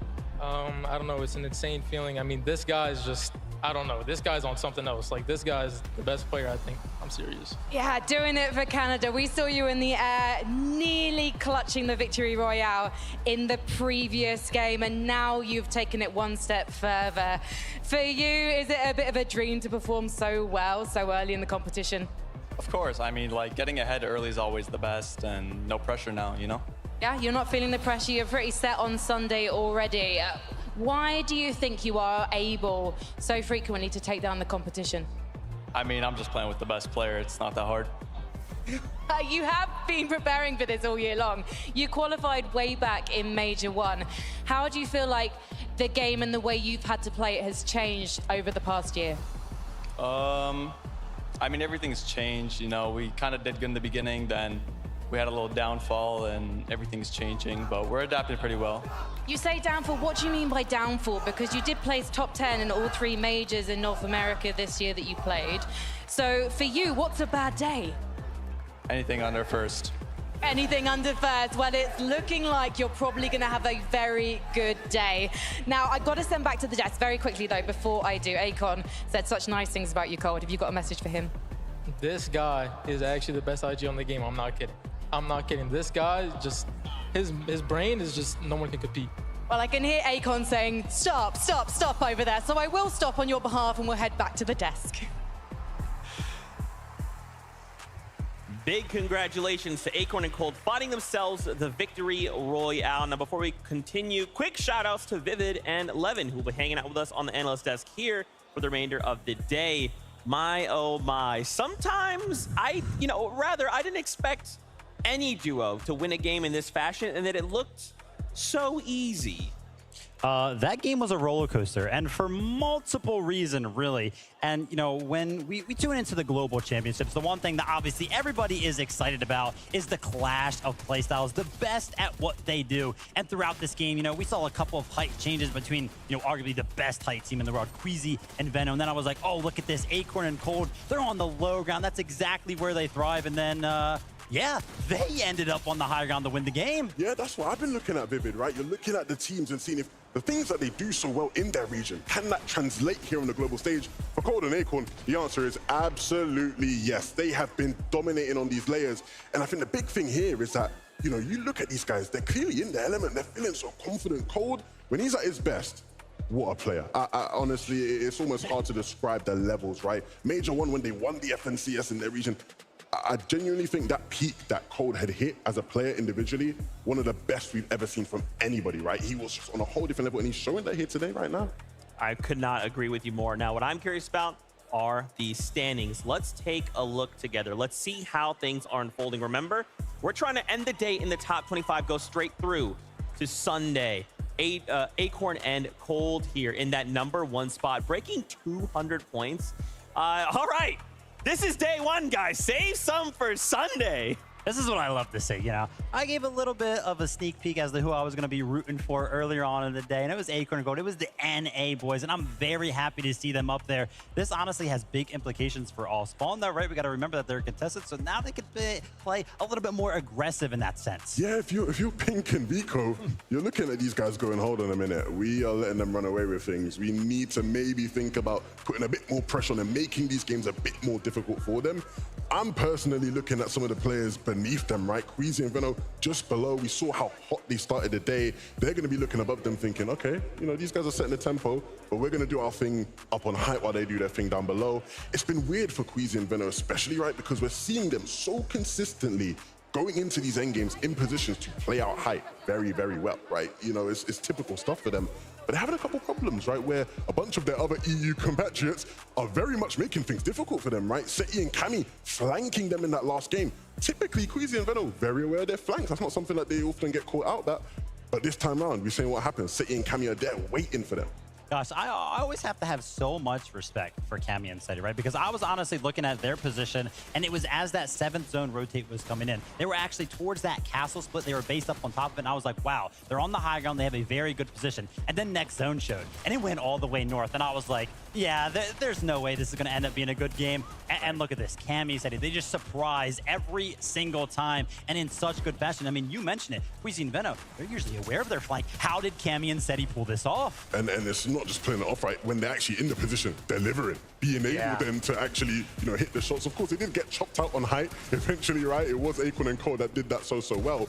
But I think the big thing with Cammy and Seti is obviously we saw how they started the day, and I think it's fair to say they brushed the dust off their shoulders, right? They didn't allow, losing off spawn early on to sort of derail their competition. They understood, hey, look, we just got to stick to the fundamentals, get back in the game. We can beat these guys off spawn, and now they are delivering in the game. And one more point here about Cammy and Seti. We talked about the all-spawn situation with Acorn and Cold. Now it's similar for Cammy and Seti, right? They're pretty chilling when it comes to the points.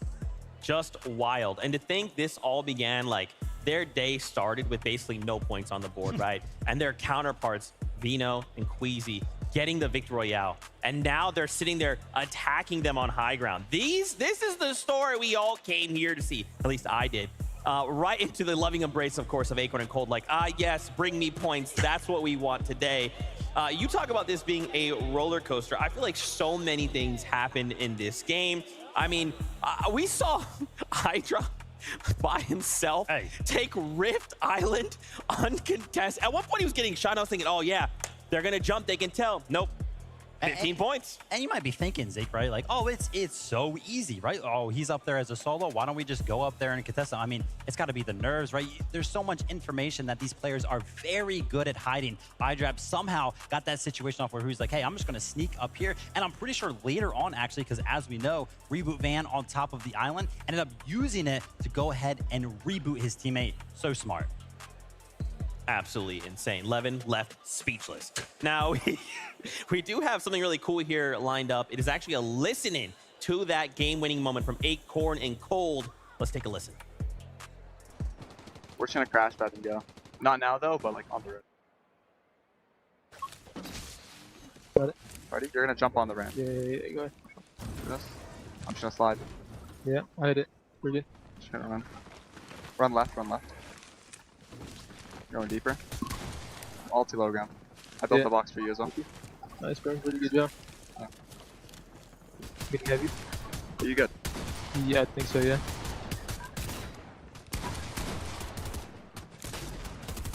Got it. Good looking right here, look here, look at me. 100, 120. Break. 20 cone, got it. 40 white, 60, I got it. I'm PC for that one. Low PC. There.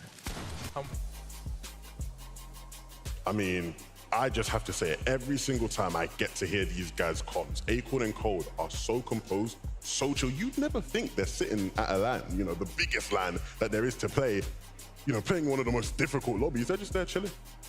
I think what impresses me the most, if you look at literally any esport, doesn't matter which one, have your pick. Professional comms sound like that. There's a lot of things he could have been calling out. Both of them, though, just sat there. They only called out what was most vital. The most critical thing in that moment. Everything else was calm. The moment they find a moment to strike, it's like, okay, let's actually communicate in this moment and get done what we need to do. That's crazy. I love watching, honestly, the professional players that play at this level. Because, we're thinking about the meta, and we have the mini crash pads. They're out now. But it's not a lot of mobility, right? So you have to save a lot of your materials. And the way that some of these pro players do it, we saw it right there where they were kind of talking through that rotate. They're kind of just running in the open a lot of the times, not building. But they find those timings, and that's why they're so good. And big props once again to Acorn, right? This is a player who you see how Cold is talking about him as an IGL, saying this guy's brain is unmatched. He's the best player, whatnot. Earlier this year, right, when they didn't do as well during Major 2, there were doubts within their relationship, right? There was, conversations about them potentially splitting up. And I had the chance to speak to Acorn about it, and he said, look, hands up, that Major was my fault. I was not up to par, I was not up to standard. but I'm going to fix that. Okay. And I think it's safe to say he's fixed it, right? You know, you see the way they're playing right now, and things are clearly in a much better place. They're clearly much more confident in each other, and that's always the key, right? You have to be able to trust your teammates if you're going to have success in a competition like this. That is why me and Vivid are good at Fortnite when we play zero builds, because I trust Vivid completely. Now let's kind of focus in on here. We like to kind of discuss Storm Surge strategies. Obviously, y'all at home, I know I could use some help, but something that we kind of saw it. Something we saw in game was actually Reet and Ritual. They have a very interesting Storm Surge strategy. Yeah, placing very, very high up on the leaderboard right now. And it's not even necessarily about the Storm Surge strategy. It's about using their drop spot to their advantage. They're going to be dropping towards Creaky Compound, which is pretty central of the map. And if we think about any of the Fortnite zones, right, usually most of them will involve the center of the map in some capacity in those early zones. And the cool thing about Creaky Compound, look at all of these hills that Ritual and Reet can take advantage of. The fact that they're landing there means that they get early priority to a lot of those positions. And every single game, they're going to make sure that they base up on those high ground positions to make sure that any of the players rotating to the center of the map, which, by the way, a lot of players like to rotate to the center of the map, and make sure they can get all the tags necessary for their Storm Surge. And I think an interesting thing to note, and it's big props to Reet here, when you typically look at discussions around Storm Surge and the ability for people to, you know, be effective in tags, you often go, look, controller players, it's a lot harder, right? Long distance, that aim assist ain't as strong. Reet making it look easy, hitting every single shot, bang, bang, bang, bang, bang. You don't care. You don't care. He's hitting everything, right? And so big props to Reet. That's not an easy thing to do, especially under the pressure as well. We're at the Global Championships once and for all. So I think for him to be doing as well as he is right now says a lot about him as a player. Good shout. Absolutely. You guys are killing it. You guys are great. I love y'all. All right. Actually, why don't we go ahead and check out the Creator Lounge? Kelly Link is standing by with a very special creator. Who are you with, Kelly?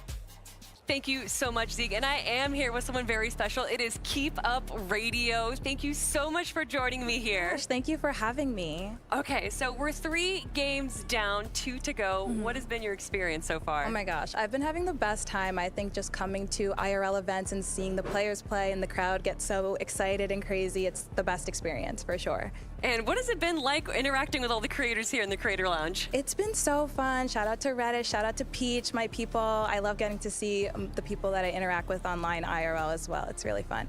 Well, if we're going to talk about your people, then we got to talk about your favorite team as well. Who is it? Okay, so I came in not really knowing who I wanted to root for, but Cold and Acorn have like stolen my heart. I'm rooting for them. Let's go. Oh, then you must feel really good. Just them walking away in Game 3 with that victory royale. I know, it was so exciting. I was like getting a touch up right before, and I'm trying to look over like, oh my gosh, they finally won. So exciting. So I'm excited to see what they do for the rest of the games. And I'm so excited to hear about what you do with all this Fortnite music. What is the process for creating these incredible songs? Yeah, it's so fun. I really just try to take pop culture and music and like kind of take the elements of songs that we know and love and like apply it to Fortnite, and I feel like the people really relate to it, which is so fun and so awesome. Do you have any songs in the works right now? Oh my gosh, none that I want to talk about yet. Okay, fair. Yeah, but shout out if you know Tilted Tower Dance, go Tilted, go Tilted. That has 100,000 streams on Spotify. Ooh. And it's a Fortnite song, and I'm so proud of that, so really cool. Keep Up Radio, thank you so much for joining me here. Where can people find you online? You can find me on as Keep Up Radio everywhere. And can I just say one more thing? Yes, of course. Cla Oh my God, thank you again so much. And guys, back to you on the desk. Go Tilted. Go Tilted. Go Tilted. Go Tilted. Shout out to you, Keep Up Radio. Again, it's just so cool. We've been doing FNCS for a year now, coming together, bringing everybody into one big pool, just being like, what's up, Fortnite fam? It's great to see all of you from different walks of life, from different aspects of the game, all in a single place. How have you guys enjoyed the competition so far? Yeah, I think the competition is delivering completely for me, right? The atmosphere has been absolutely amazing. The crowd's been going absolutely wild, especially when Thomas HD is on the screen. I know the M8 audience up there, every single time they're on the screen, they've been going crazy. So shout out to everybody that's here. Yeah, the atmosphere's been unbelievable. And to think, we've got more days of this, right? Coming. We've got Saturday, we've got Sunday. It's going to get even more loud inside of here, which I'm very much excited about. But, even in the server, right, in the game, the players have been delivering, man. I think when you have a competition like this where you have the stakes set so high, we're expecting the big names to come out, but they're actually giving us performances, that match up to the status they have. It is a special, special, special day. So I think looking at all the players, hopefully these last 2 games continue to deliver in that regard. I saw the leaderboard was looking a bit too NA for my liking. So hopefully some more of the EU teams can sneak their way up there. But of course, this is, you know, the upper bracket day, the more important day will be the grand finals to see my EU boys up there. Yeah, no bias at all. No bias. At all. No, 100% bias. No, of course. Fully biased. And I'm sure you guys are wondering, what's up with this longer break? Well, keep in mind, we're halfway through the day, so we have to give the players a break. Get them to step back, kind of refresh the mentals to come back stronger in these next couple of games. Frankie is actually standing by right here, right now with Miro and Cooper. Let's take a listen.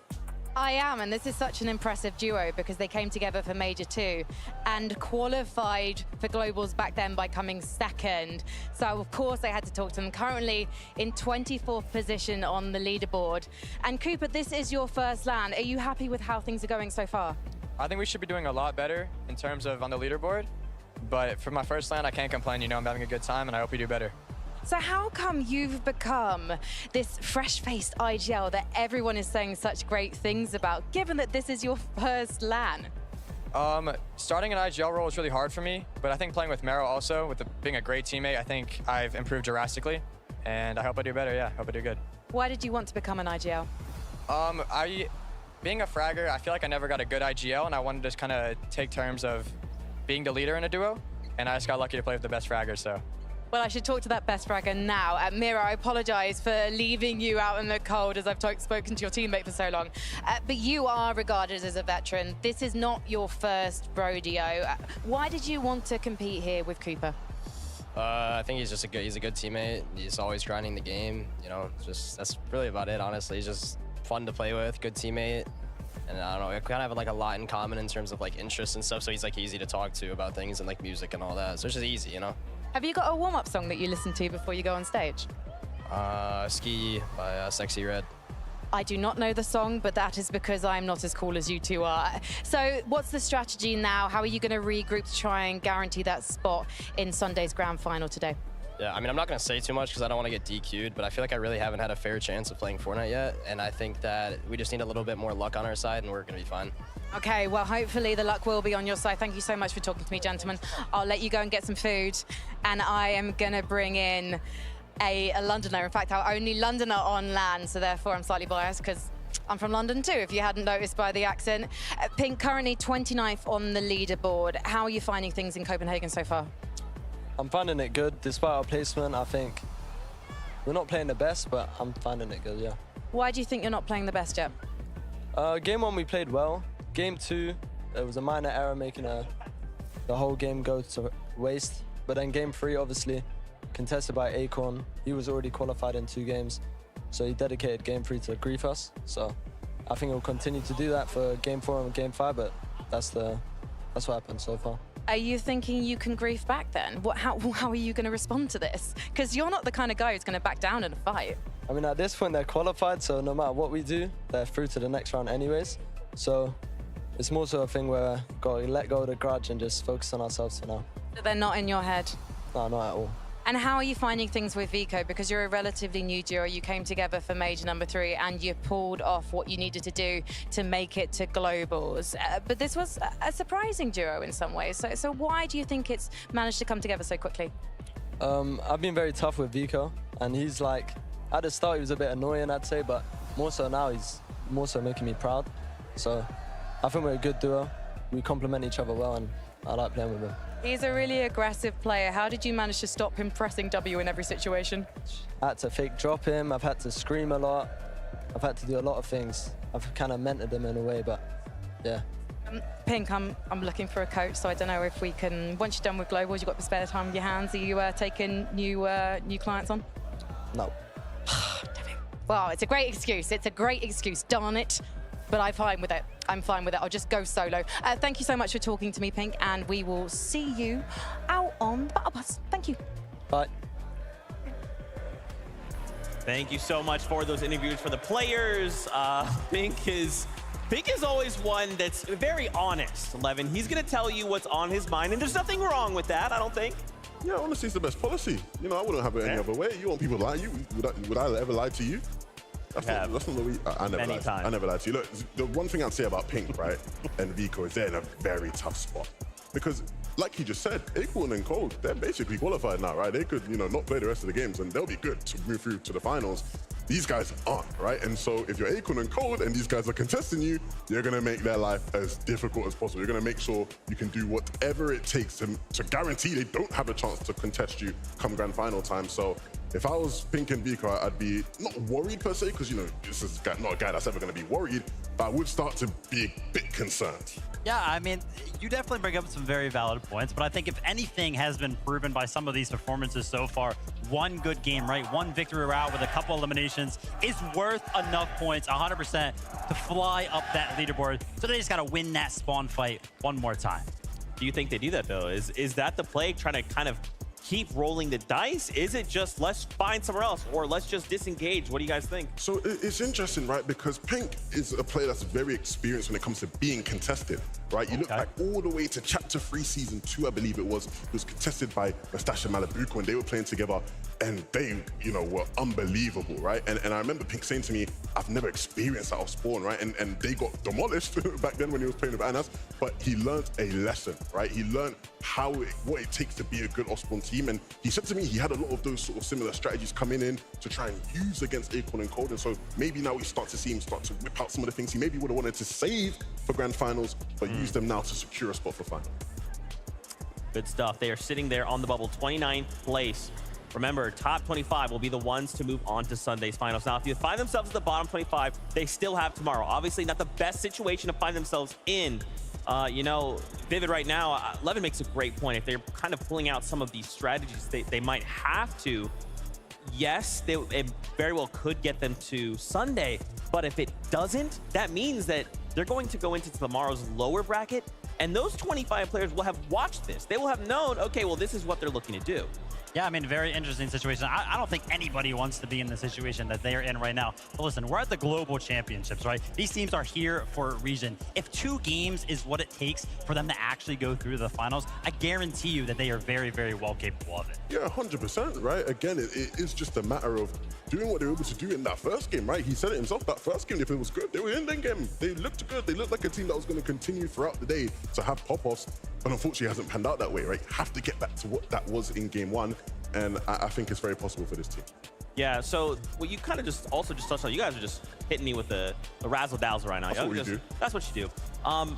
You know, this is the Global Championships, okay? We're looking for the best duo in the world. There cannot be any question. There has to be a duo that steps up and says, we are definitively better than everybody else. So I feel like at this point in time, we can be a bit more critical about some of these things, right? And we kind of have to be, you know? We can't just say, well, this is a major, you know, you've got weeks 2, week 3, you know, you'll go to, we'll see you in grands, it's fine. No, this is the end of the line. You know what? You know what? Levin said it. Honesty is the best policy, right? So I'm going to talk about one of the favorites here, right? We took a look at a little bit of the bubble right there, and I saw 23rd place. Thomas, HD, and Malabuka. That is not a very comfortable spot to be. Not at all. Not at all. And obviously, you know, when you are the favorite, there's pressure that comes with that. You've got this crowd here that's making all this noise for you. If you are Thomas, HD, and Malabuka, you have to start thinking about, okay, how do we get back into this, right? I think a lot of them, people saw them as a favorite coming into this competition because they are so good. But things haven't been easy, right? The Canada versus an Aegis off-spawn battle hasn't been the simplest of equations for them to solve. And even, you know, beyond that, right? Actually, when they are getting to play out games, the formula, it's not quite clicking, it's not quite working. That's right. Well, I'm getting word. As much as I'd love to continue this conversation, games are ready to go. So let's kick it up to the casters to get us prepped.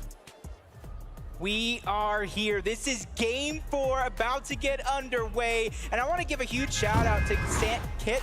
But let's go ahead and go to the battle bus because the game starts now.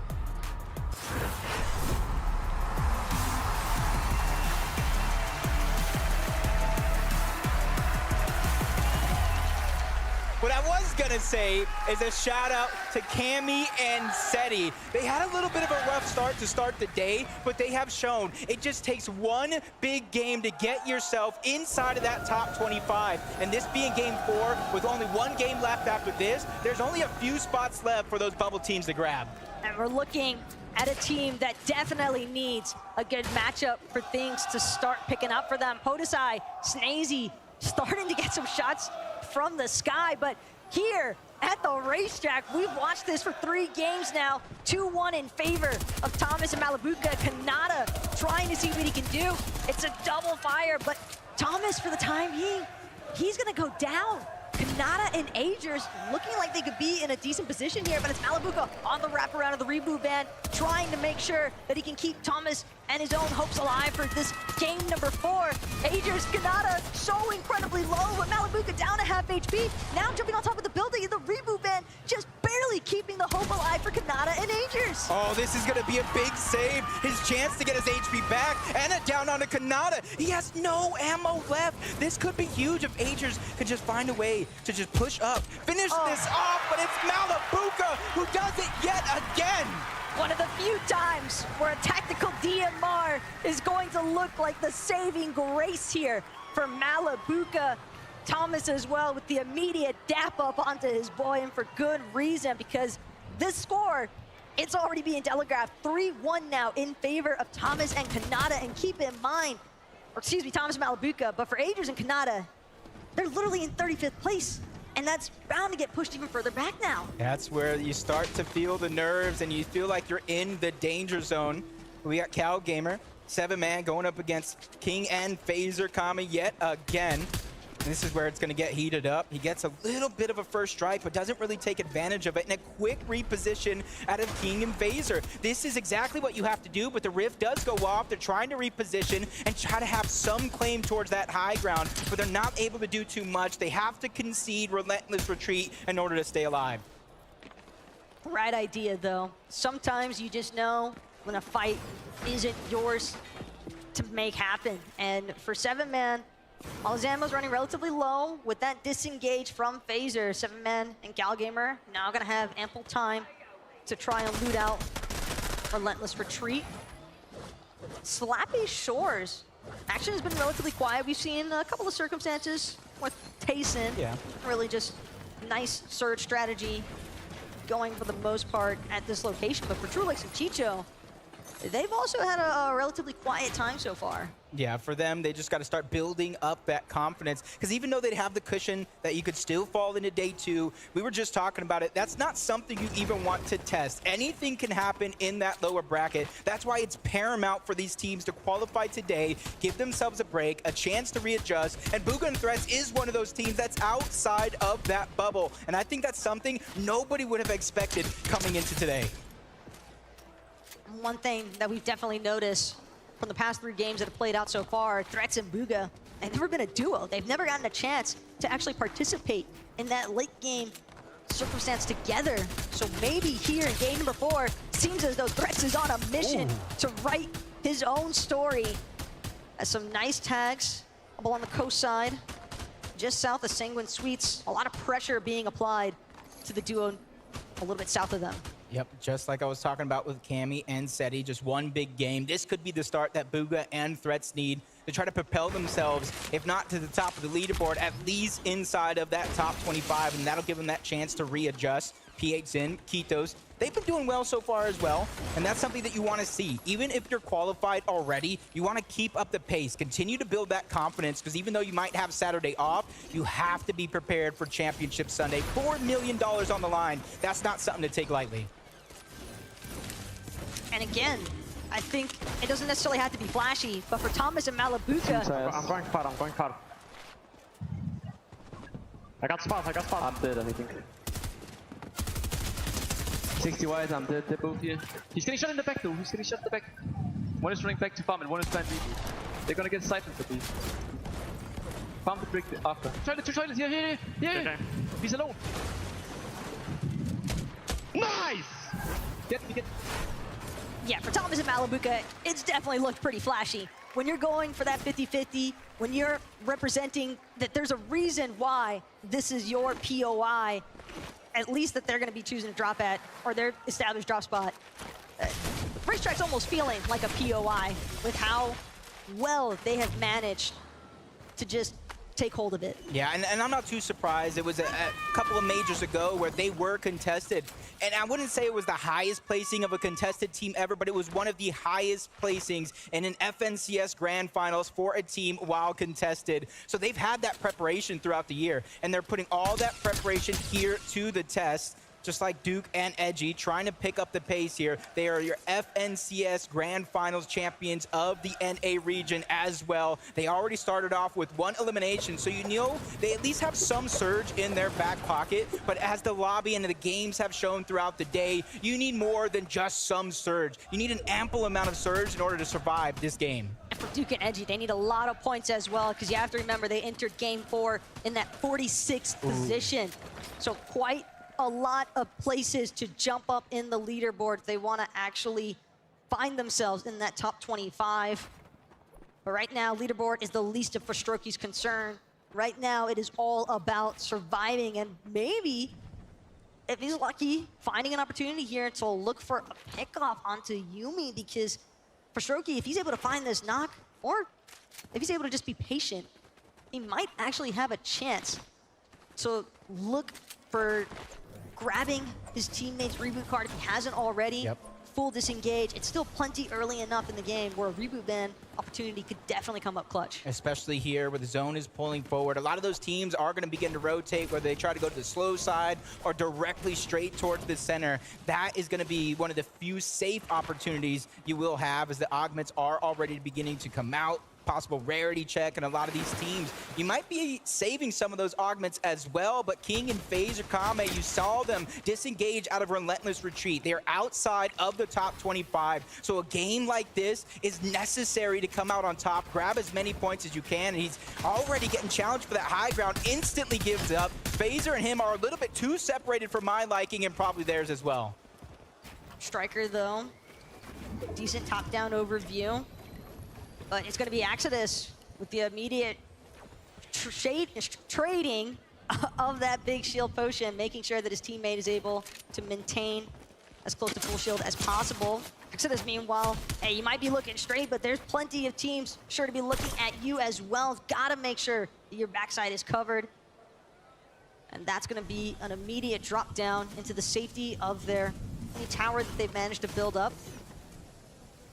Phaser and King, though, just outside of zone, just kind of landlocked for the time being as well on this beach outside of Relentless Retreat. It does not seem as though they're going to have a very easy time working their way in. Nah, and you kind of saw them there on the leaderboard, 22 points overall. As it stands now, that bubble, that 25th spot is at 58 points. So it's not too far for any one of these teams to really climb up the pace, but the usual Misha and Teeny switching up their drop spot, not liking how their games have been going so far, so they're sticking to what even qualified them to the Global Championship themselves, and that is these sneak attacks. They're going ahead and trying to cut off somebody's boot path and take advantage while they can, and that's QNDX that they're going after, and they have a 2v1 for the time being, and they're wasting a lot of their resources just trying to build for it, because that is the extra loot that they need. Instead of farming up at a drop spot, this is the strategy that they're going to use, but unfortunately enough, their opponent does get away. He finds a way to disengage, so they're going to have to figure out where else they're going to get their loot from.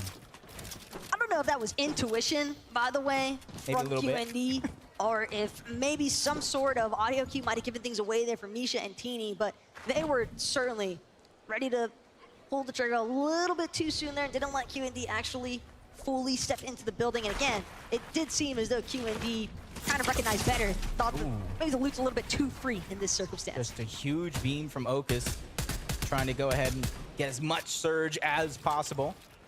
I think for someone like him, he's been doing a good job so far, trying to pick up these opportunities where he can. And that's the thing. Reet and Ritual probably didn't even really see exactly where those shots came from, who was surrounded or all around them, and see they're going towards the south side of the zone, that they have to be careful, because as long as they continue to go south, we saw the zone was pulling up. So this will be the congested side. You already see in the minimap there are so many teams going ahead and grabbing their spot all around them. That's going to make it that much harder, but Misha and Teeny keeping things on the run. Weapon Cache is going to come up, and that's 7-man and Cow Gamer that they're trying to contest for it. A little bit of a mistake there with the briefcase turret, trying to go ahead and use it to their advantage. Teeny with a nice shot from the side, backs up towards his teammate. 7-man Cal Gamer, this could be their opportunity to try to advance, clean up this elimination, finish the damage you already put down. But for them, it's just grabbing the real estate, grabbing all that piece control, so when the cash does pop, it is all theirs. Well, as far as 7-man and Cal Gamer are concerned, keep in mind, 7-man, decent loadout to take this challenge up against Teeny and Misha. Left side peek, maybe not the most favorable, but they're certainly still making the magic happen. Builds continuously being edited out for both sides and destroyed in the process here. But Teeny, Misha, they look as though they really want at least one, if not both, of these eliminations now. They know that 7-man and Cal Gamer are bound to have some excellent resources and materials, but again, if you're Cal Gamer and 7-man, we saw their loadouts. They don't necessarily need to pressure this. They got exactly what they were looking for. It can easily disengage at this point. Yeah, and being another team that's outside of that top 25 bubble, they're just trying to play the safe game, scrape by, try to get some points, and that's Reet and Ritual are almost trying to do the opposite. They're trying to take the fight to Malibuca and Thomas. Thomas and Malibuca are one of those teams that talk about how good they're playing as a contested duo, but they're in 23rd place. Going down here, no placement points. They only get to 8 points for those eliminations off spawn. This is not what position you want to be in. And you can see they're not playing safe. Even though they did get some damage, they're not going ahead advancing on it. They got their spot in zone, and they're just trying to hold on to it. You see the loot switch. That's respect between teammates as well. Malibuca definitely understanding that there's a reason Thomas is known as a fragger in the EU region. And with that sharp tooth, seems as though Thomas feeling a little bit more comfortable with trying to aggress even further onto Ritual and Reet, but we'll have to tune back into them a little bit later on here, because keep in mind what Pink said in that mid-game interview, but we'll get more insight on that later on, because right now we've got some great insight coming your way via Mighty Miner. Thank you so much, Taco. Now, we saw a huge game from Acorn and Cold right there, which basically solidifies their spot in the grand finals on Sunday. We can see them doing everything in their power to make sure that Pink and Vico don't have the same success. Now, Pink and Vico are actually in 29th place right now, so they're just dipping. They're getting out of there. Of course, getting inside the territory of Camry and Seti as well. They don't want anything to do with it. They want to make sure they're avoiding fights as much as possible, because they've only got 2 games to make it happen. With only 2 games left, you could see with Pink and Vico, they talked about it going down, but as all that happened, Merstash is now in a 1v2 position, trying to back up, trying to do as much as he can to try to stay alive. That's Duke and Edgy on the other side. They need these points, and it's a 2v1 situation, and Merstash is not backing down from the challenge. A nice shot, but that's going to be a miss. Merstash takes a little bit of damage, but he has more than enough heals to try to get himself into tip-top shape, and it's only really a matter of time. Duke and Edgy, if they realize that this man is a solo, that could be their opportunity to strike. At this stage in the game, with only 2 games left, you have to try to get as many points as possible. Even if you don't get in the top 25 here, you want to get yourself as close as possible. The hesitation, though, is definitely not there as far as Stroky and Kylie are concerned. They see a solo. They're ready to completely try and run him down, because it's going to be Inshari left to fend for himself here. A nice double elimination there, Stroky and Kylie. So the plan, clearly a success from their starting point. A great job getting that reboot ban so they could play the game out as a duo. 285 above the Storm Surge threshold. Alex and Worthy trying to take advantage of this opportunity that is right before their very eyes. Peeking around towards the backside of the zone, where they're trying to predict some other teams are trying to find a little spot, a little crevice, anything that they can hang on to. But as you saw on the mini-map, not too many teams are there. Acorn and Cold, you said it yourself. They have already got their spot into Championship Sunday. But you know as well as I do, there's more than just money on the line. There's more than just the Axe of Champions. It's about calling yourself the best Fortnite duo in the world. And that's what Cold and Acorn came to do. Specifically Cold. He was at the Invitational along with Acorn, different duos, but he placed 3rd. He fell just shy of both Queasy and Vino and Cammy and Seti. And he's out for redemption here as Merstash in another 1v1. He takes out Okus, trying to keep the show alive. So unfortunate for Okus, but Merstash, he might have found 1 elimination. He's got a lot more work ahead of him, though, just from this position alone here at the Creaky compound. As a solo, Merstash is really gonna have to try and play things safe from the backside of zone. probably going to have to wait, recognizing the fact that there's some other teams around him. But no, actually, he can't afford to play safe because the surge damage threshold has just tapped in. And with that in mind, Merstash now, it is essentially now or never. He's got to make a play. He's got to find some damage, and he is just barely managing to put himself into that safety net threshold. But he's looking to challenge for more. That's just a daring play. Very, very brave, but that's something you kind of known from Merstash, one of the more mechanically skilled players in the EU region overall. He's willing to take those chances. He's willing to bet on himself, but since he didn't land a shot and didn't cover the distance, he's just trying to disengage. You said it yourself as well. He's just trying to find his way in towards the zone instead of waiting, letting time pass by, and having all those duos pass him and try to hold him out. I think that was a perfect play for him to try to find his spot inside of the zone. But a team that needs to not only find their spot into the zone, they need to find damage, and they need to start to build that groove. 77 below, continuously falling. They're taking some time to try to get some resources, but that's the decision you gotta make. What's more important, Storm Surge or resources to try to survive? Granted, there is kinetic ore available for King and Vaser to utilize, but unfortunate stuff there. It doesn't take them quite as far as they were hoping for, and now with that sound going off, seems as though teams on the hill have definitely taken. Oh, a beautiful shot though from King. That suppressed sniper rifle might be the main reason why they weren't as concerned, but they're still below on surge damage. Another shot like that though, and they might just be ahead. Nope, luckily there on the tail end. Couple of shots go through, 65 above. They do get the knock, but chances for them to be able to take advantage might not necessarily be there, but that's not necessarily what they were looking for. They were looking to move through. They were looking to get themselves a spot in towards the zone, and this is a replay of that shot. Just amazing coming out from King, while the pressure is on as well. He is one of the teams outside of that bubble that needs to put in that work. And let that be a reminder, I think, for some of these teams, even if you have that height positioning, if you peek just a little bit too far, get a little bit too comfortable, well, a player like King, he'll make sure to take care of that for you. Yeah, and a lot of these players, you know, they might lose sight of that suppressed sniper being in the game. They might forget, or they might be forced to peek to get the surge for themselves. And those are the opportunities we've been seeing all day, but danger happens. Duke goes down to paper from one team that has their spot for a team that's fighting for it. That leaves Edgy all by himself trying to clutch up.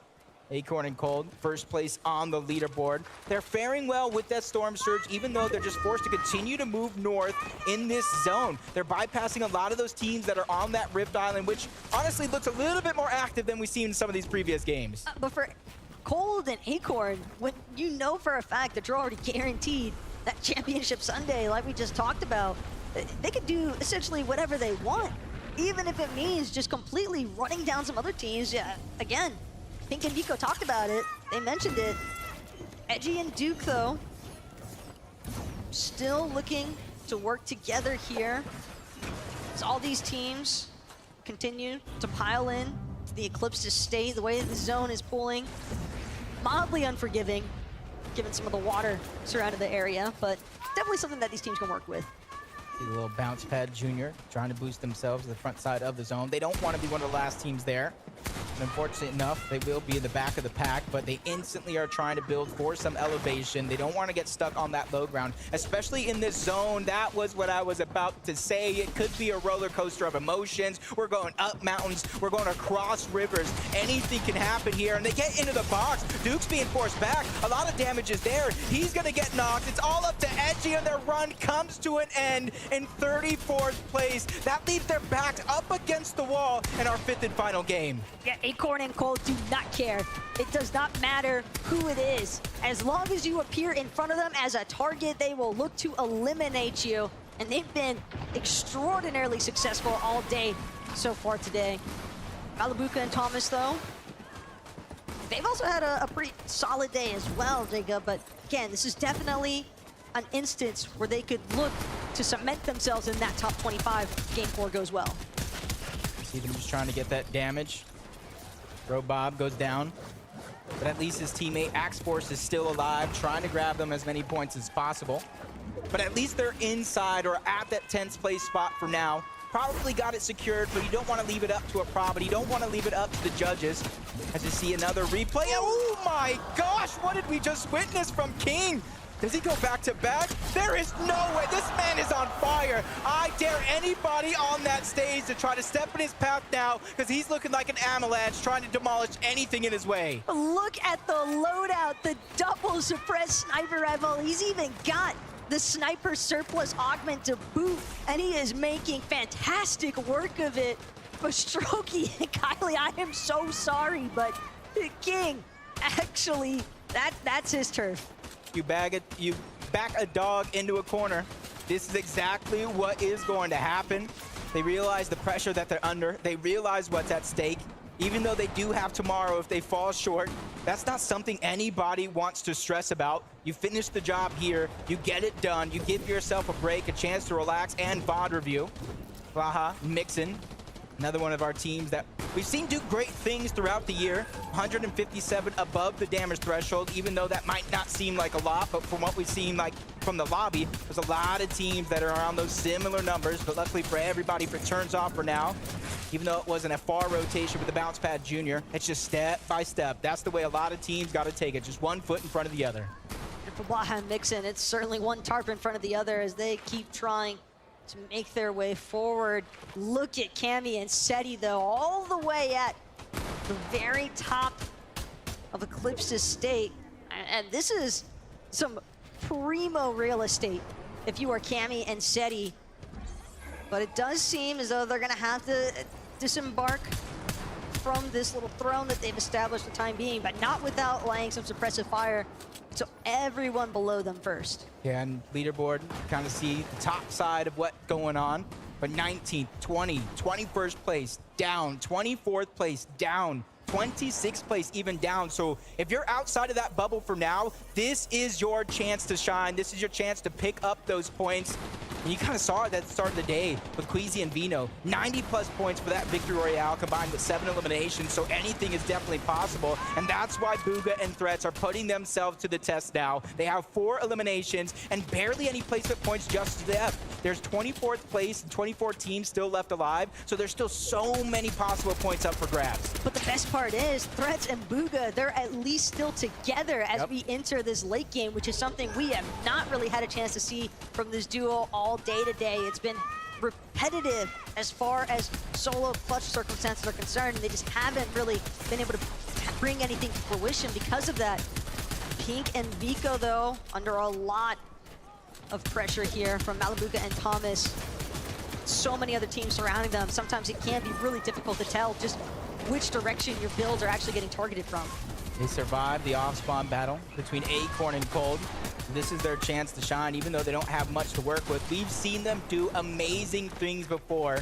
Vico, one of the more aggressively skilled players, and forget on top of the world when it comes to Fortnite. They're going astronomical, building off of the moon towards Relentless Retreat, trying to hold on to their high ground. They have the rocket ram for backup as well. So if anybody looks up, tries to chop them down, they do have a plan B.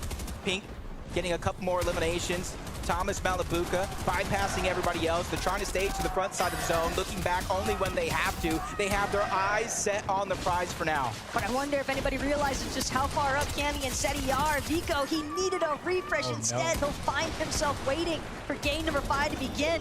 As Seti, Cammy, we see Seti up so right now with the rocket grab. Who he comes crashing down on is another story to be decided because Yamzo and Rise, they're under fire right now. Yamzo's gonna drop all the way to the water.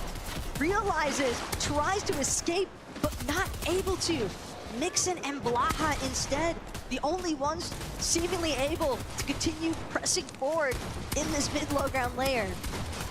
4 solos running around this lobby full of duos. Queasy and Vino, again, these guys are impressive, consistently finding a way to go for that high ground. Just a test here, just like in the first game, they're looking to hold on to it, get that Victory Royale. Another elimination being found by Malibuca. Their total as a team does move up to 5. 12 teams remain. These are the points that they were looking for. They started this game in 23rd place. This game alone, if they come out on top, could qualify them to Championship Sunday, but the fight continues. Cold and Acorn just trying to tear everybody down, even if that means it's their NA counterpart as Pars and Baka fall. If there's one thing that Cold loves to do, it's play disruptor on the low ground layers. Because now Seti, Cammy, they're actually going to be able to retake height because Queasy and Veno, they're no longer here. At some point, they winded up falling. Queasy himself potentially eliminated from this match. We're seeing everyone below, Cammy and Seti, just doing what they can to stay alive. But Thomas and Malabuka, they have been on a rampage in these lower layers. Yep. Cammy gets another one onto Muzz, finding him as a solo. Another player is going to drop. Spinx and Poyo, who absolutely came out of nowhere on the NA region to claim their spot here in Major 2, but they don't want just the spot, they want to take over. Thomas finds another elimination, taking down Seti. Now the high ground has changed, and they're trying to keep it for themselves. Acorn gets sniped out of the air with the Sharptooth, and now we're into our final 4 teams left alive, but 2 of them are solos. One of them is Cammy. He's trying to do what he can to try to bypass with that men miss, falling down low to the low ground. He goes down. A 2v2 situation. Spinx and Poyo drop them into the palm of their hands, but a nice shot's gonna be traded off. But a down onto Thomas, and they take the game. NA on top, thanks to Poyo and Spinx. What a massive comeback, though, from Poyo and Spinx. I mean, 12 eliminations, given that they were in such a dire position heading into this match. That is a massive point swing here, Jacob. That might just be enough to even make them surface in our top 25. And they might have snatched away the single game elimination record, but I'm gonna let Frankie talk about that, because there she is on stage with our winners. Yeah, I just had to come in and ask everything you were saying in that final zone, because your mouth was going off. How were the comms? I don't know. Poyo just doesn't really talk. Kind of just, gets kills, does his thing, and I'm just, there for the ride, And do you just are happy to let him off the leash like that? I mean, if he gets the kills, I got no problem with it. And Poyo, your ear's burning now. Yeah. Yeah, he is a man of few words. He is a man of few words. He was so what, sorry? It was so loud. He was incredibly loud. To be honest, I felt like I could hear him backstage. So for you, how has the day been so far? Now you've got your victory royale as well. Yeah, it's been 2-1 off spawn. I think we're at the bottom of the leaderboard, but I think we'll be near qual range now. Hopefully, we will take a look at the leaderboard shortly. I love this. You're a man of so many words. I can hear him in the background going 2-1, 2-1. Is there anything you'd like to say to people watching right now and supporting you? It's really laggy. It's really laggy. I mean, these servers are atrocious, but we're making it work. Well, you know what? Everyone is in the same boat, and it's fantastic to see you guys doing so well. As you say, 2-1. Are you going to make it 3-1 now? I mean, that's the only option. It is the only option. Hopefully you are closer to qualifying for Sunday. If not, you'll get to play again tomorrow, and you'll get to show why NA is potentially the best region. Or would you say it is already? Obviously. Obviously, of course. He's a little bit biased. Poyo, I know you're a man of few words, but give me one more. What's it like to play in Copenhagen? It's different. It's not the same as at home. That's the most words, and I loved it. Thank you so much. Congratulations, everyone. Spinx and Poyo!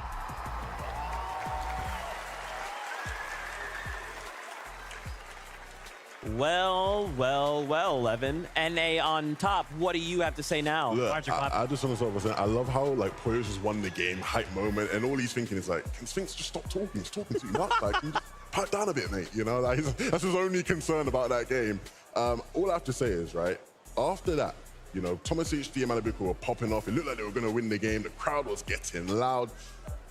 When Spinx win the game, everyone's just like, what did we just watch? The shots. Spinx and Poyo were just hitting at the end there, Vivid. Insane. From the low ground as well. And yeah, I mean, you got to give the positional advantage there 100% to Thomas, HD, and Malabuka, right? High ground is usually what wins games in Fortnite.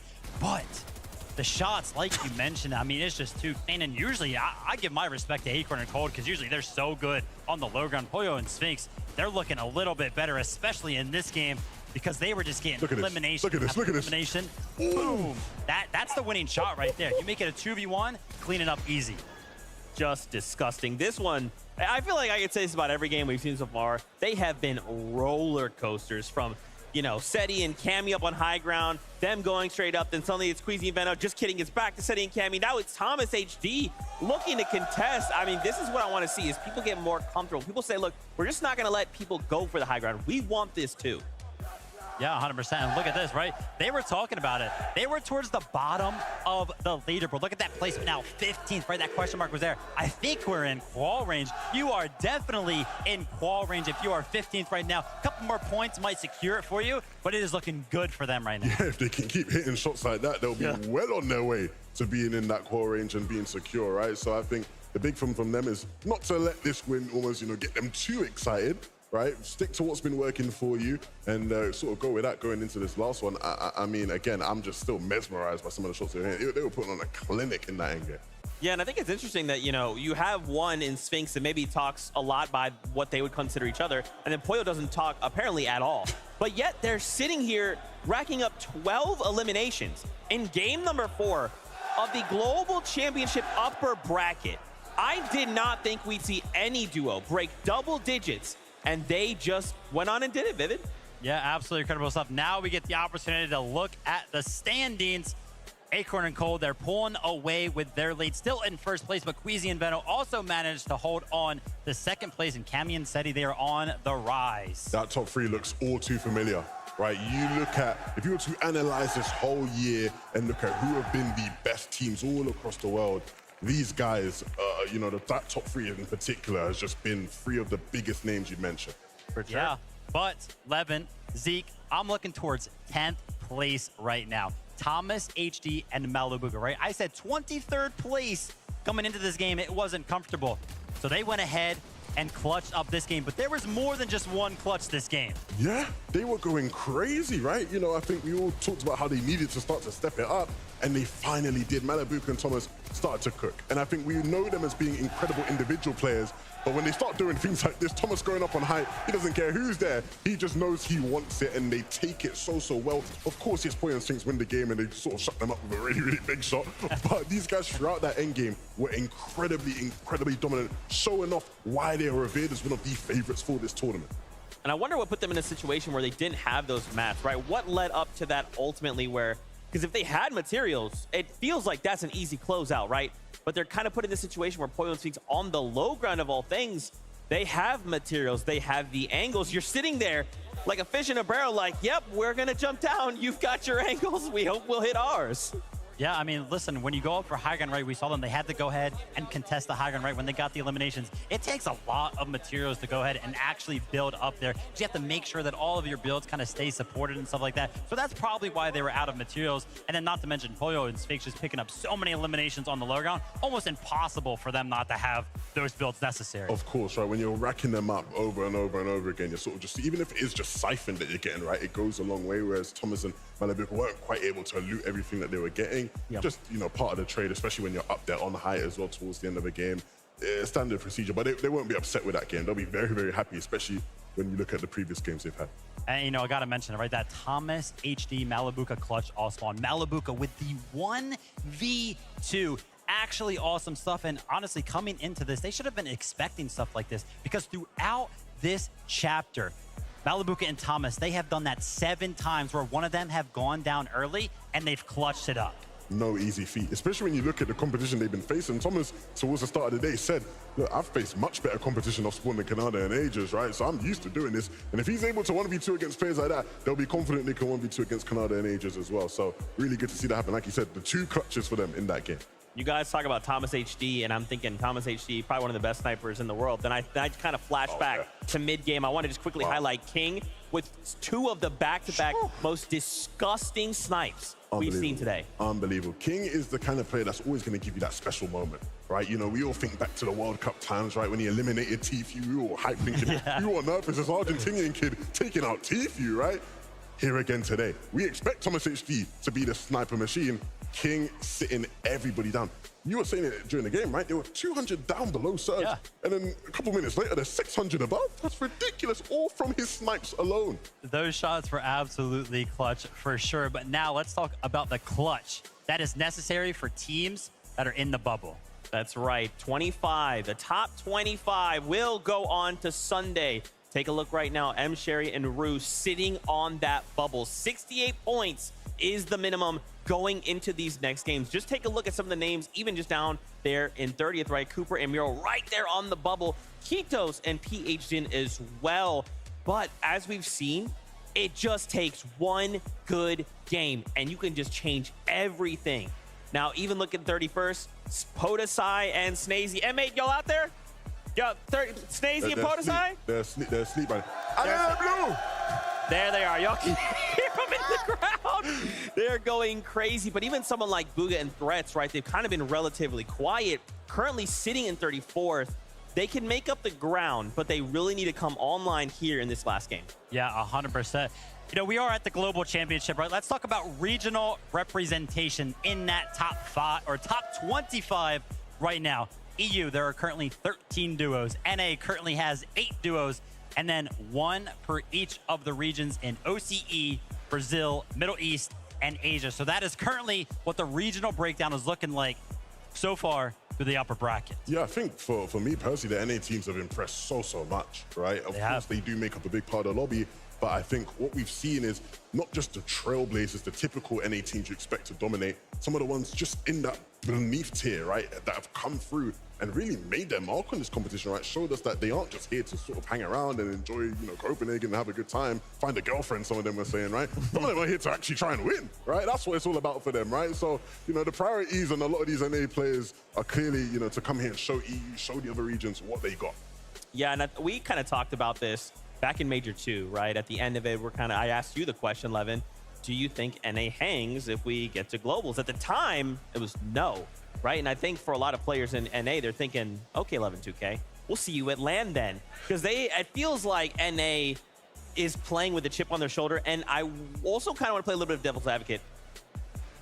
What if we're revealing strategies a little too soon? What if EU is like, yeah, you guys are ahead. That's cool. Then Championship Sunday, they're like, okay, so we were just holding it all back. You know, we were letting you play out there thinking you had something. It's all a show. Maybe not an element of showing strats too early, but definitely let's not get ahead of ourselves, right? You know, it's just day one. It's just the upper bracket, right? You know, the final's coming, right? And that's when we got to be looking at the leaderboard and really going, okay, how are the NA teams doing? How are the EU teams doing? I think once we get to that point, Zeke, that's when we can really start to give that analysis of, you know, regionally around the world, who looks the strongest. I'm still going to say the EU boys, right? But there are some top NA teams out there that are showcasing that they can hang with anyone. Yeah, man. I mean, listen, you know, NA teams are finding themselves out there. I'm very happy to see so far the performance out of some of the top ones. Okay. Let's take a look at some of the stats we're seeing here out of the competition so far. This is the upper bracket. Let's break it down by the numbers. Currently, as we look at this list. Okay. Most eliminations. Here we go. Acorn and Cold, that's not surprising, right? They're currently sitting in that #1 spot. It makes sense. Queasy and Veno right behind, though. Do you guys feel like this is the level of aggression we would see coming into day #1 of the competition? For me, probably, yeah, I'd say, right? Yeah. I think, especially seeing those two teams there is great for me in terms of Acorn and Cold, you know, Queasy, Veno. I look at Veno, I look at Cold as individuals. Throughout the year, they were the two players I think were going head-to-head for, you know, best player in the world a lot of the year. And so to see them up there in terms of eliminations just makes sense. You love to see it. Guess what?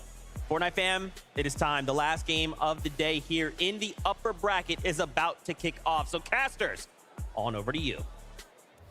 Thanks so much, Zeke, Vivid, and Levin for all the insight on the analyst desk. But our final game of today's upper bracket, match #5, is just on the horizon.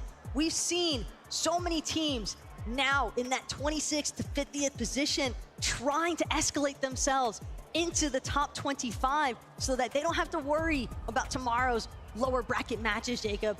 They want to make sure that they are already guaranteed for Championship Sunday. Yeah, and if you look at that leaderboard, as our analyst broke it down, some teams, they just have to do the bare minimum. Other teams, they need a top placement, and then some teams need a win and you're in scenario. And I just want to go ahead and talk about Kanata and Agers, Thomas and Malabuka. Thomas and Malabuka have, you know, narrowly clinched their spot. You saw them into the top 10. Kanata and Aegis around 39th place. They're one of the teams I'm talking about, a top 10 finish, but they have to be able to survive that off-spawn battle, which hasn't really been going their way today. Even just now, we saw the collection of players just outside of where Queasy and Veno are sitting. I mean, it was Threats. We also saw Kanata there, and the conversation that he looked like he was having with Thomas, you know, maybe he's like, hey, man, chill on me at that Drift Bridge, because this 50-50 is not the kind of 50-50 that Kanata and Aegis were hoping for at the start of today.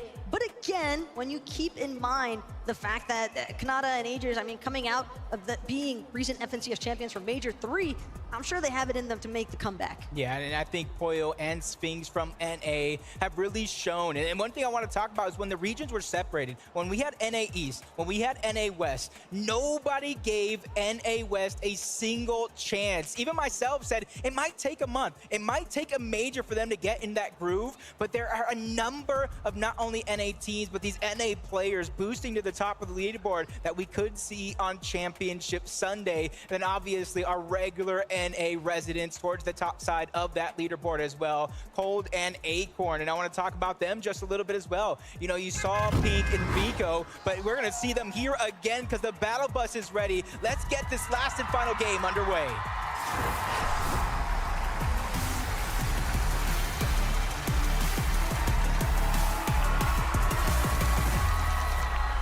It has been a beautiful day so far of matches containing our 50 teams here in the upper bracket. Some of the strongest teams even from their respective regions, but only 25 can actually break through and guarantee themselves a seat on that battle bus for Championship Sunday.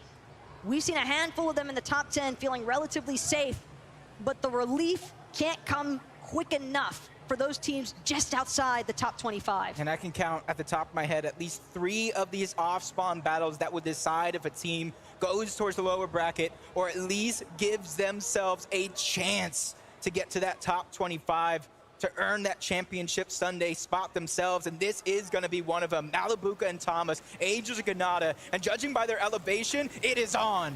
It's looking like Agers might have the beat on the punch though. Agers and Kanata quicker as far as the drop is concerned. Opening of the chest, but it's a tactical DMR here that Kanata's got to work with, trying to break Thomas's initial builds. Agers gonna follow it up with the Maven Auto. That's gonna be Thomas down for the count. 1 knock already. Agers taking full advantage of the Siphon as well.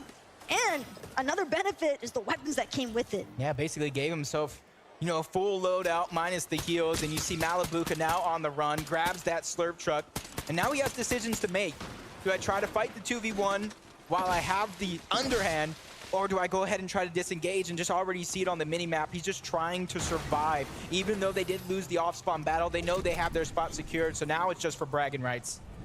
Extremely unlikely that we see Malabuka try to lap back anytime soon here at the racetrack. He knows that it's going to take some time before Agers and Kanata fully clear this area out. And if he wants to get Thomas's reboot card, he might force himself into waiting. But the wait is over as far as Threats and Bugha are concerned.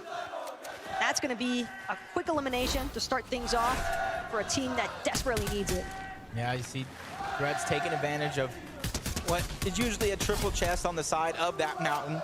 Mixing goes down. That's not only important points for Bugha and Threats, that's a Storm Surge to really give themselves a little bit of a cushion, because we know that's not going to be enough. But another one of our off-spawn battles that are paramount for our team success. King and Phaser, CalGamer 7-man. Shots are being fired. Phaser's going to quickly disengage. He doesn't want to give up too much. He wants a chance to heal. You see, he has big pots, and if King can get to him, that'll allow him to heal up as well. But even with the Vault card, Phaser, he can't charge into it just yet, unless CalGamer and 7-man have it in their best interest to just prioritize that. But King applying a little bit of pressure here from a distance.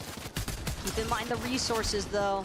Builds not looking the best as far as 7-man is concerned. And CalGamer, again, seems as though he has none at all. So this is definitely going to put CalGamer and 7-man's push to a halt, and that is more than enough time for Phaser and King to get into the vault here at Relentless Retreat. Yeah, both of these teams need to have a solid performance if they want to see Sunday right here. Otherwise, they'll have to go to the lower bracket and earn it yet again. But you see a switch up of what we saw last game. King and Phaser this time around getting control of that vault over towards Relentless Retreat. But instead of just disengaging, 7-man and CalGamer are still looting up. There's a lot of loot there to grab, and what a huge battle going down yet again. But Cammy and Seti, they're separated, but they're trying to pincer them in. They're trying to surround from multiple angles and trap them in that little barn. One of the most common fights that we've seen so far today. And Stain and Datas, though, holding their own. Now, what a way to represent Asia, though. I mean, we talk all the time, ever since the Invitational, really, where we saw some of the potential, I think, from Asia's fraggers. And so Datas and Stain looking to try and follow that up as much as possible. They have been going toe-to-toe here with Cammy and Seti. And granted, Frenzy Fields hasn't necessarily always gone their way, but it's definitely made a little bit of an impact against Seti and Cammy because they had to go nuclear, basically, the last 2 matches to play catch-up. Another one gonna break down a lot of early game skirmishes with your back up against the wall. It almost leaves you no choice to try to get the elimination points. Axe Force, Robob going against PHN and Kitos. Kitos and PHN actually do need this. They are outside of the bubble, 26th place, and a nice shot to try to back down Axe Force. They pounce, they get the 2v1, give themselves at least a 1-man advantage. Kitos trying to heal up. They're not wanting to give them that opportunity. Drop them down into the palm of their hands. They're attacking from both angles. Time is running out unless a miracle happens here as Axe Force a little bit of a jump ball and a misstep, but his teammate is there to rise to the occasion and get that elimination. So we see our first team in the lower bracket facing against our last chance major teams. PHN and Kitos try their best. Kitos especially in that instance, but you got 1 below you, 1 above. Difficult for anybody to actually find themselves on the Benefactory. I like this. I like this. Pink may have called it griefing, but no, this is just using your brain. Acorn and Cold, even though they've already qualified, letting Pink and Vico qualify off of their spot, which means they're going to get contested again on Sunday. So they want to make sure that team has this little loop, push them back as much as possible. As Anon and Suns, they need a big game here going against Queasy and Vino, who already got their spot secured. And I like the aggressive nature coming out of this. Start to build that confidence, get some points, and then you could probably take what they've been doing and put it to the test yourselves. But it all really comes down here if they want to actually fight it, because Anon looks like he's disengaging. He doesn't want to get trapped between both Vino and Queasy. This is a very risky team to try and tango with when your position in that top 25 is on the line here. Suns and Anon, they cannot afford to get eliminated just yet. But Queasy and Veno, they're not the sort to let anything go. We've got some player listen-ins coming our way, starting with Kanata. I got a Maven. 16 white. Going to you. I'm running. He's on my right. Yeah, I'm running him. 20 white. Kill him. 40 white, 40 white, 40 white. Nice. Oh, the one's at the height. He's at the height. Get the finish. Get the finish. They're dead. Nice. We need a kill him, bro. He's running. He's running back. He's just running to rise. He's trying to not give us the kill points. He's at the hut right now. 9 damage. No, he ran, bro. We just camped the card. He's a great. See a lot go down in that listen-in. The great teamwork, the great chemistry. But then the plan for the future. They're going to camp that card so that way Malibuca can't come back and get it safely, which leaves him as a solo at the start of the game. So remember that, because if he does amazing things, he did it all by himself. As Vino, just so much damage from the storm, with just a sliver of HP. You gotta imagine as it continues to pop low. Yeah, I was gonna say a med kit's probably getting popped. Queasy does have some splashes. He's just trying to hound, be the predator towards his prey. Suns and Anon gotta figure out what they're going to do, because they're just getting followed right now by Queasy and Veno. And Ken, that's definitely not the team that you want trailing behind you, because just like that, Queasy's gonna give some quick reminders of what he's capable of. But for Misha and Teeny, they've also got to deal with Baka and Pars. And again, such an impressive day so far from Baka and Pars. We've really been seeing them take an aggressive stance and come out on top in numerous situations. And I would expect to be all the same here. And Kanata and Agers, even though Racetrack might have gone their way, running into Yamzo and Rise is a different story altogether, as Agers now forced to bounce, has to leave Kanata to be eliminate collected. And they went from wanting to camp Thomas's reboot card to now Agers potentially having to worry about whether or not they do that. Yamzo and Raz will do the same to Kanata. Yeah, this is very troublesome for Agers and Kanata, the duo that needs at minimum a top 10 performance here in this game if they're looking to skip Saturday and go directly to our championship. But a fight that we saw start as a 2v2 ends up in a 1v1. Baka gets the beast control away from Teeny. not really letting them get any footing in this round. The real estate here and that piece control is going to be important. And another shot getting fired. Teeny getting back down little by little. Baka just playing a game of peekaboo. It's working out for him, but everything good comes to an end eventually, and Baka takes a massive shot. The thing here, it doesn't matter where he's at, because he goes down, and the only place he's going to be is back to the lobby. That was a huge shot here for Teeny, but it's not over just yet. Bryce and Chubbs now deciding to join the fray. Teeny gonna look to see if he can find an escape route somehow, or at least an opportunity to get this revive going off onto Misha. And Chubbs, Bryce, they don't seem like they're fully aware just how far back Teeny and Misha actually are. So a successful revive does come through. A 2v2 potential situation here, but again, Misha and Teeny bound to be relatively low on resources after that last engagement. You gotta imagine it to be true. That's Teeny trying to hold the covers, give his teammate some time to try to heal up. First is gonna be the med kit, now it's gonna be the shields, and the forecast tower hasn't even been taken yet. That's what they were originally fighting over, and that's probably what drawed Bryce and Chubbs over to this direction, but they don't know that he was weak necessarily. So for them, they're just trying to play the game. They're outside of that top 25. They want to give themselves a fighting chance to get towards that championship Sunday and not really fight towards that Saturday. As we tune on to Agers, you can see him just trying to go ahead and bypass everything. But let's go ahead and go listen in to see what happened in the beginning of this game. I mean, when he gets in, I'll be able to see him and just run. 30-60 on him. Nice. I got headshot sniped through the bush. This is so sad, man. Oof. That is really all that can be said in some circumstances. Yamzo is actually just a monster for that one. I mean, and if you're in Kanata's position as well, sometimes it is what it is. But Yamzo, he's got a lot more to deal with for the time being. Being a little lackadaisical on the rotation, quickly reminded that there's still other players waiting around in this lobby for him. And you can see towards the mini-map, we're on kind of edge of zone towards the southeastern side, and that's where a lot of these caches will spawn, either south towards the east, where a lot of these teams are congested at. And just judging by the lack of the slurp juice, they haven't grabbed theirs just yet. They're hoping to try to beat another team to that punch. And even though they found some dangers there, just a little bit, you can see that they have not too many teams nearby, as we see the other side of what went down. And the headshot onto Mappy. That is a huge he is just on fire. He's feeling it. Look at the confidence. Can't blame him at this point. It's just, what are you really meant to do in that sort of situation other than just fall victim to Yamzo there? But fortunately for Agers and Kanata, they're still going to be able to play things out as a duo. Successful reboot ban there for Agers. The health replenish as well. They've got a handful of slash splashes left to work through. So it's seeming as though the dream is still alive for Agers and Kanata. For now, at the very least, but sometimes those are the wake-up calls you need, especially when you know it's our 5th and final game of the day.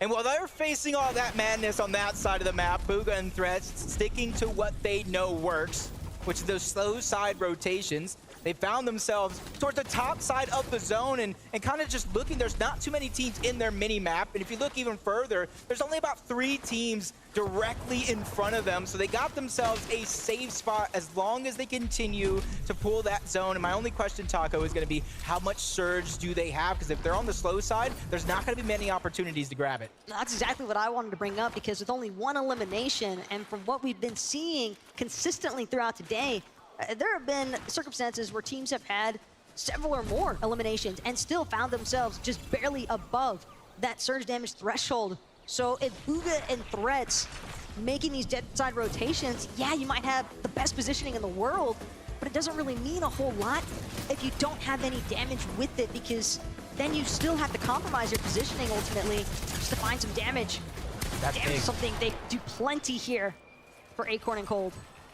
Gonna say that was big, but it comes to an end yet again, and Pink and Vico outside of that top 25. So I think Cold and Acorn have defended their drop spot. They're actually in 24th place. They have 74 points. That's going to be a tough one to watch. Eyes on Cooper and Miro as well.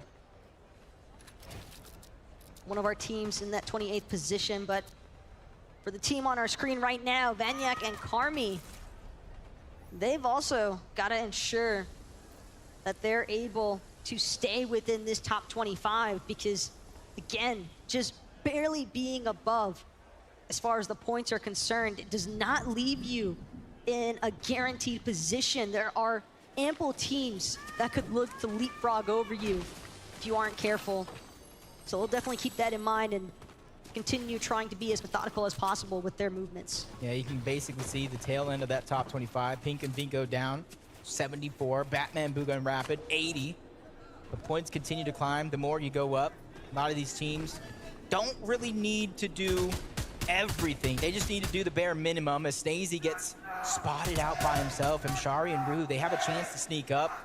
Snazy's all by himself. Podesai, we already saw him go down earlier on in the game, and the strike from above, the sneak attack, and it's worked to perfection. And Shari and Rue, they get that elimination, and that's huge because they were the team in the 25th spot. They started the game with 68 points. Now you can kind of count them up, 72, but they still haven't passed up Pink and Vico at 74 points. Snazy was just so focused on teams that weren't on that Rift Island. He had no clue that those two were sneaking up behind him. The ultimate crouch maneuver, essentially, all the way up until they had their precise moment to pounce onto Snazy.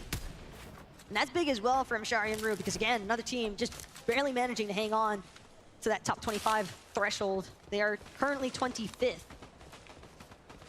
and looking to go higher. Yeah, and this is a team, you know, Major won, they became champions. They stayed towards the top of leaderboards in duo cash cups, in FNCSs. They're just trying to continue to mimic that, just like Cooper and Miro, who are almost not even duoing this season. It was left to a coin flip of all things. And what a coin flip it was. I hope Cooper kept that coin, maybe framed it on a wall. One would think, but I guess it maybe depends on how this weekend goes possibly for the duo. Regardless, they've done an excellent job as a team, but more importantly still, their placements, you saw it jump just a little bit. Part of that due to the fact that Cooper able to find a really nice elimination here, and this is a massive one as well. A good shutdown onto Cold, essentially. And that is huge for Cooper and Miro because they have had some problems in their rotations dealing with some of these teams that are already guaranteed to be participants of our championship Sunday. So knowing that Cooper was able to find that elimination on the Cold, it just makes the rotation all that easier. It probably builds a little bit of confidence too, because even though they went down and they got their spot on Sunday, Cold and Acorn, they're going to finish first in this bracket more than likely with how they've been playing. And when you see Cold go down, when you see Acorn go down, it makes that much more better. It's like a sigh of relief. That's one less dangerous player in the lobby that I have to go through towards the very end. I mean, 3 out of 5 teams in our top 5 are just not in the lobby any longer. They've all been eliminated. Only Cammy and Seti and Ritual and Reed, but again, the point difference so high. These guys can essentially choose exactly how they want to wrap things up for today. Meanwhile, Bugha doesn't get that same luxury. Bugha and Threats have to be on their A game. Yeah, it's going to be a must. 44 points. We saw the threshold around 72 points.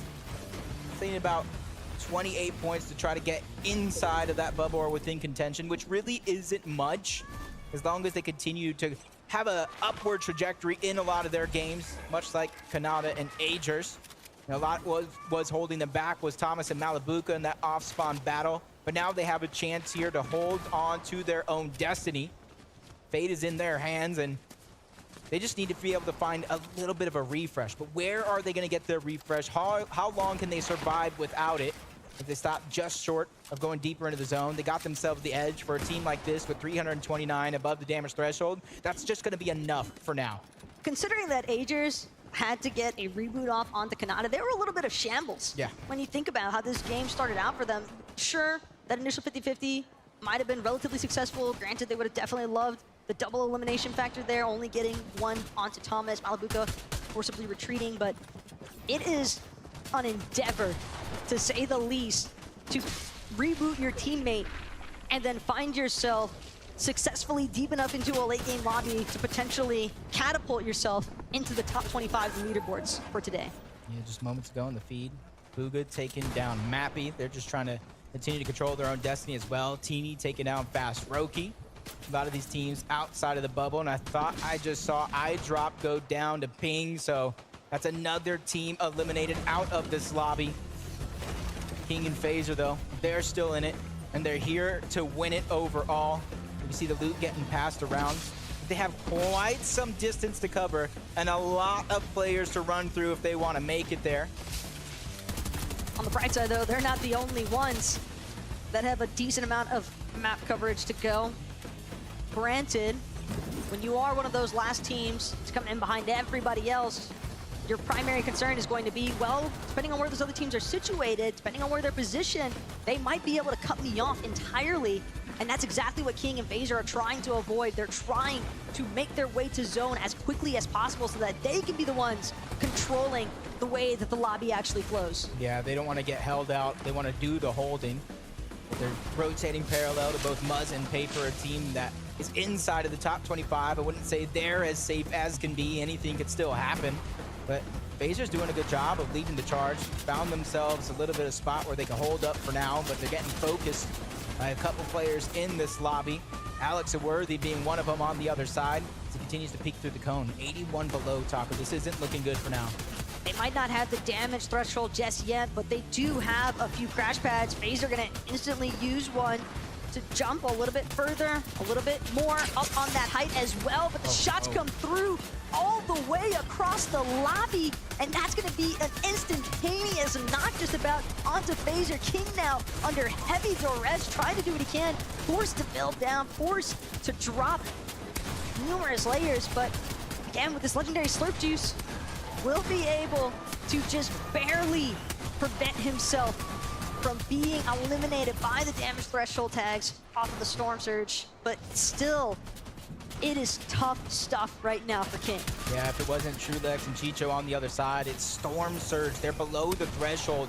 Even with the Slurp Juice pops, they're taking a lot of damage, but Rise Yamzo, team who took down Kanata and Agers in the beginning, well, it's just Kanata this time around, but if he can go back to his OG self, we used to call him one of the more prolific solo players in the game, being able to pick up a massive amount of points, a huge amount of clutches. We saw Agers do it in their major championship run. Now it's Kanata's turn to pick up the pace. You see him going low. He doesn't have a lot of builds, not a lot of resources. The only thing he really has going for him is the damage threshold when it comes to Storm Surge. A nice little gift though, just on the ground, managed to pick up some materials. It's gonna provide him more than the 4 builds he had initially to work with. Shot him up to 30, but still, Kanata also now with this Icy Breacher in tow, breaking through the floors of some of these builds and just hoping that there is not a full team on the other side of it, because you're looking at a 1v1 with Kanata, decent chance, but 2 versus 1 situations is tough for any player to deal with. There are more teams left alive right now that are outside of the top 25 trying to earn their spot than there is inside of the top 25. And placement points haven't even begun to kick in yet. That puts a lot of pressure on the King. He's already survived Storm Surge once. He has the Slurp Juice. He has a couple minis, but he's still 123 below. He's not even peeking out, going for shots. He's just trying to survive it. But if he looks down low, there's a bit of loot. I thought I saw the tip of a big pot down there as well, which will be crucial for his survival. You finally look down. There's a med mist as well. He found a treasure trove and a miracle to keep himself alive, but he knows he needs to go. He knows he needs to continue moving forward, get towards the zone. You don't want to fall behind, but a nice shot from the backside. King forced to stabilize himself, stop the rotation. So that means a lot of teams are going to be able to hop over him and get to zone first. Again, right now, it seems the King, he's trying to prioritize positioning, just hoping that some other team, some other solo gets eliminated first, and that could potentially put him to where he actually isn't below that surge threshold. But Kanata right now, just barely clinging on, but it won't be enough. Finally finds himself eliminated from the lobby. unfortunate run there for Kanata and Aegis in our final game of the day. Yeah, at least he got this experience of playing on the big stage because he's going to have to go again tomorrow against our last chance major teams. Zaxidus and his teammate have the high ground. They started this game on the bubble. You got to imagine they've been climbing up that ladder just like Bugha and Threats. You talked about it yourself. You even casted it throughout the day. They have yet to play a solid game as a duo. This is their chance. The solos trying to push back both Alex and Worthy as well. A lot of damage being done here by Storm Surge, not even these players. We're seeing so many teams, though, struggling with Storm Surge, but for Bugha and Threats, they were over 800 damage above. They can focus entirely on how they choose to actually tarp through some of these congested layers, and right now, Miro forced into a solo position, won't have any sort of time to try and help out Cooper in the process. We are simply too deep into these moving zones at this point, as now Miro finds himself in a decent amount of pressure, a couple of slash flashes, all of his slash flashes actually going to be expended here. As Miro trying to see if he can find an opening from the backside of the zone. Nutty from the side though. Wow. Clean shot onto 7-man, and a quick build up to utilize his med kit. Quick moving, quick reacting, but not quick enough. That's CowGamer and 7-man. A big game's needed from them. They could boost themselves into that top 25 as well. Bugha and Threats, 5 eliminations so far, peeking down low, trying to recycle some of these builds because they know they don't got much left. A refresh or a Siphon Mask, anything is what they're looking for. And they even split it between them two, so it's even less for an individual. They fall on top of Alex. Can they get that elimination? Can they get the Siphon? Yes, they can, off the back of Threats, who gets a double elimination and push themselves into the top 10. Just barely there. No, Bugha actually gonna find himself trapped just outside. He won't be able to make it in time. And the knock from that surge damage, that's so tough that the Storm is going to be his ultimate competitor. But Threats still up. Threats still trying to move forward. Doesn't have much left in the med mist though. Needs to find a refresh at this point. It's almost 100% necessary, but these points that he's grabbing here, staying alive, 7 eliminations as well. This could be enough, but it's definitely going to be a buzzer beater if I've ever seen one myself, and he's continuing to bypass everybody. But on the high ground, it's Yamzo and Rise that are trying to take this last and final game of the day. A few teams actually that are stuck down low still need this shot to try to qualify. Misha and Teen is one of them. Julex and Chicho, they probably already got their spot, but Threats does it yet again. Another elimination, trying to go ahead and keep him and Bugha's dream alive. But for Threats, he didn't find any sort of white heals, which he needed. Granted, it might not be necessary. Almost found the closing shot there onto Rise, but with the Yamzo there to back him up, it's no problem whatsoever. And we are seeing one of NA's finest with a victory royale for the day close. I'd call them one of the most dangerous teams coming into the Global Championship. It may have taken them some time to heat up, but they have finally won the game. And I want to go ahead and hear exactly what they have to say, so I'm going to throw it over to Frankie to let us know how they're feeling in this moment. I'm between the Danger duo, and what a day it's been for the two of you. A spot in Sunday's grand final was inevitable, but how did you ramp things up for the victory royale at the end of today? It was a rough first few games. We had 2 0-pointers back-to-back, so we said we wouldn't last, and I think 3 headshot snipes this game, so it set us up in the beginning of the game and got the win. And you are currently in 4th place. So you say you've had a tough day, but you've had incredible performance. For you, Rise, what's it been like getting to compete with so many people here? It's been awesome. It's my first LAN, and I'm just excited to be here. It's your first LAN. That's incredible because you're taking to it like a duck to water. Let me ask you about this year and getting ready for LAN, because we know the two of you love to go for eliminations, but you've had to find consistency and stability to make it to the end games, and now you make it look successful. What do you think was the key to making that change? To be honest, we've just been playing the whole year, and we just kept the same play style. Yeah, and for the two of you now, how are you finding the pressure of being on LAN? Is it affecting the comms in any way? I think the first game we're a little nervous, of course, both our first LANs, but after game 1, it went away, and it feels good to be playing an international stage, so. Do you think you could get used to being on LAN? Do you feel like this is your favorite place to be now? Yeah, I just have to get used to it, and once you get used to it, it's kind of easy. You make it look easy, I'm not gonna lie, but I know it's definitely not. Iomzo Rise, congratulations. We'll see you on Sunday, and we'll see the guys on the desk right now, I think. Thank you so much. This is a unicorn duo. This is a rare type of duo, okay? I'm talking you're bringing together two people who are unique in gameplay, in skill set, in hair color. These guys have it all. The Victory Royale, especially here in championship first day, global championship first day, that's a big deal.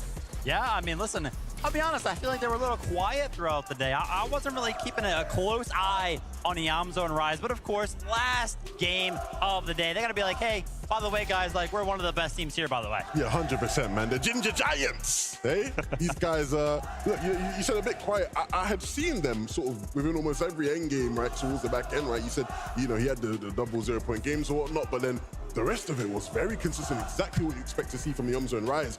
They're one of the teams I love the most from NA, right? Because tactically, they are sound, right? They are as good tactically as any other team in the world. And when they are feeling confident, when they are in their rhythm, they are so, so good, and they showed it there in that last game. Iomzo's always been one of those guys, right, that is just ridiculously confident. And it's not in like a cocky way, it's just he knows what he can do. He's good. And now they're like, hey, look, kind of what he's saying, once we figured it out, it's easy. It's not necessarily easy. They are just that good. Yeah, and I mean, I want to point out the fact that, you know, they mentioned that, yeah, sure, the first game we were a little bit nervous. And a lot of the times we talk about experience being that, oh, they've been to these in-person events before. And that's why some of those players that have that experience come in and they're sort of ready. But the fact that they were able to adapt and get comfortable in just a short amount of time, right? We only played 5 games today, and they were talking like they were very, very comfortable towards the end of it. So that is impressive in its own right. But that comes with having a game plan, right? And that's the difference between them and a lot of other teams, just in compared to Fortnite in general, is these guys come ready. And when you have a game plan that you can trust, you just have to be confident, right? Because you know you follow that game plan, it's going to take you far, and that's exactly what these guys can do. Absolutely. Let's do this. Let's take a look at our standings. Remember, we want to end the day in top 25 to go straight on through to Sunday. Real quick, Vivid, I am not good at reading. What's that? What is that? What do you say? What's the name up there in the first place? Hey, Levin, let's take the facts here, right? I'm a little short. Have a little trouble with the top shelf sometimes. Okay. Can you go ahead and read out first place from all the way up there? Guys. All the way up there? All right. Who's so that? in first place, you have Agent Cold and Dig Acorn. They have been phenomenal. Yes, 325 points. First place. Ladies and gentlemen, we got them. Now, what's crazy to me, let's talk about the overall of this top 10, right? I would have expected a lot more EU names in general, but that's not the case. Now, we have some high-profile ones in there, Queasy, Venos, Seti, and Cammy. But still, NA deciding to show up on day one. Yeah, NA had a very good day. I'm very, very proud of everybody. I think Acorn and Cole definitely proved that low ground is pretty much theirs, especially when it comes to finding the eliminations, when it comes to finding the great rotations that they actually do through some of those mid games. Some of them they just weren't even building. So shout out to Acorn for making some of those calls. And obviously, Cold, he'll always find you an elimination. 100%, right? And even similar for Iomzo and Rise towards the back end of them games, right? There were a couple of those games, I think it was game 3. We saw them try to look up for hype, and they were ready. They wanted to go for it. Queasy and Venom up there, started spraying them. But when you're an IGL as good as Rise is, you're not concerned about it. Like, cool, you can't play for high. I'll just play mid ground and low ground just as well. And that's exactly what they've done today. You'd love to see it. Now, our next question obviously has to be, who's going through? We know the top 25 will be moving on to Sunday. Let's take a look at a list of the 25 players that have qualified. A couple of names, let's just call them out. Obviously, we saw some of the big ones. I wanted to quickly highlight Zagu right here and Pepoclip. Obviously, we saw them back in the days of Invitational. For them, though, back then, day 2 didn't quite hit as hard. But now, making it through to Sunday, they have time to prepare. And hopefully, they'll bring some heat. Yeah, I'm very, very excited to actually see what they bring on day number 3. We also saw some very cool strategies from them throughout the day, you know, farming some of that surge.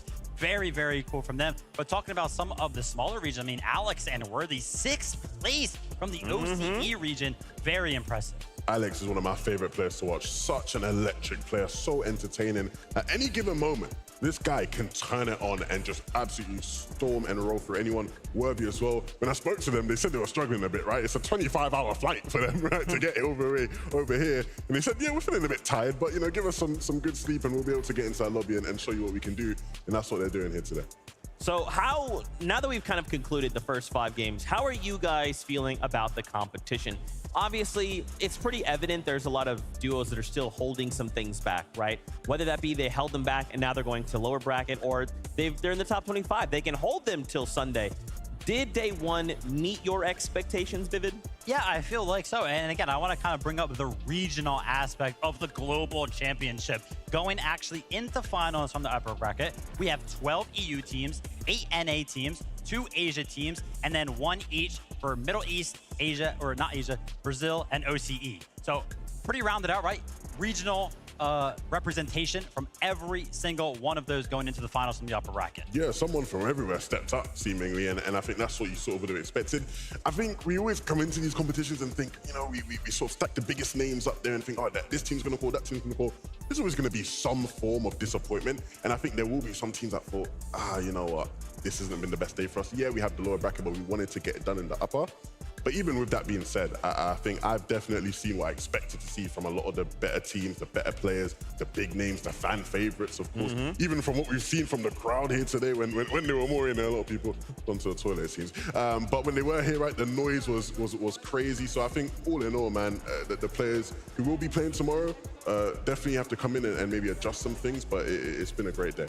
For sure. Let's take a look at some of those players. We'll start kind of on the bubble. And this final game was a fight for that top 25 spot. Ultimately, it was iDrop and Mappy that do make it through to the grand finals on Sunday. But take a look at some of these names here down to 34th that are going to be we'll be seeing go tomorrow. Fahad actually for one moment overtook the 25th spot, and it looked like it was going to be locked in, but just barely falling short. A single point making the difference. How do we have 2 teams a single point behind 25th there? In that 33rd spot, I saw Pink and Vika. I want to talk about them very, very quickly because I'm expecting that they will have the opportunity to be uncontested in the lower bracket tomorrow. So I'm assuming it'll be a little bit better of a day for them. Yeah, 100%, right? They're more accustomed to sort of dealing with that situation where they'll have access to all the loot, right? And all that space in that area. But of course, if you are any of these teams, they will be feeling a bit disappointed. You have to be able to just mentally reset, come back into tomorrow. I think the big thing is, it's obviously going to be a very different lobby tomorrow. We have a whole new set of teams coming in, a bunch of players who may have been contested today, uncontested, like in the case of Pink and Vico. Some players who maybe were uncontested today might be contested tomorrow, right? So it's like, you know, you're almost coming into not a whole different tournament, but it's going to feel that way in the lobby at times.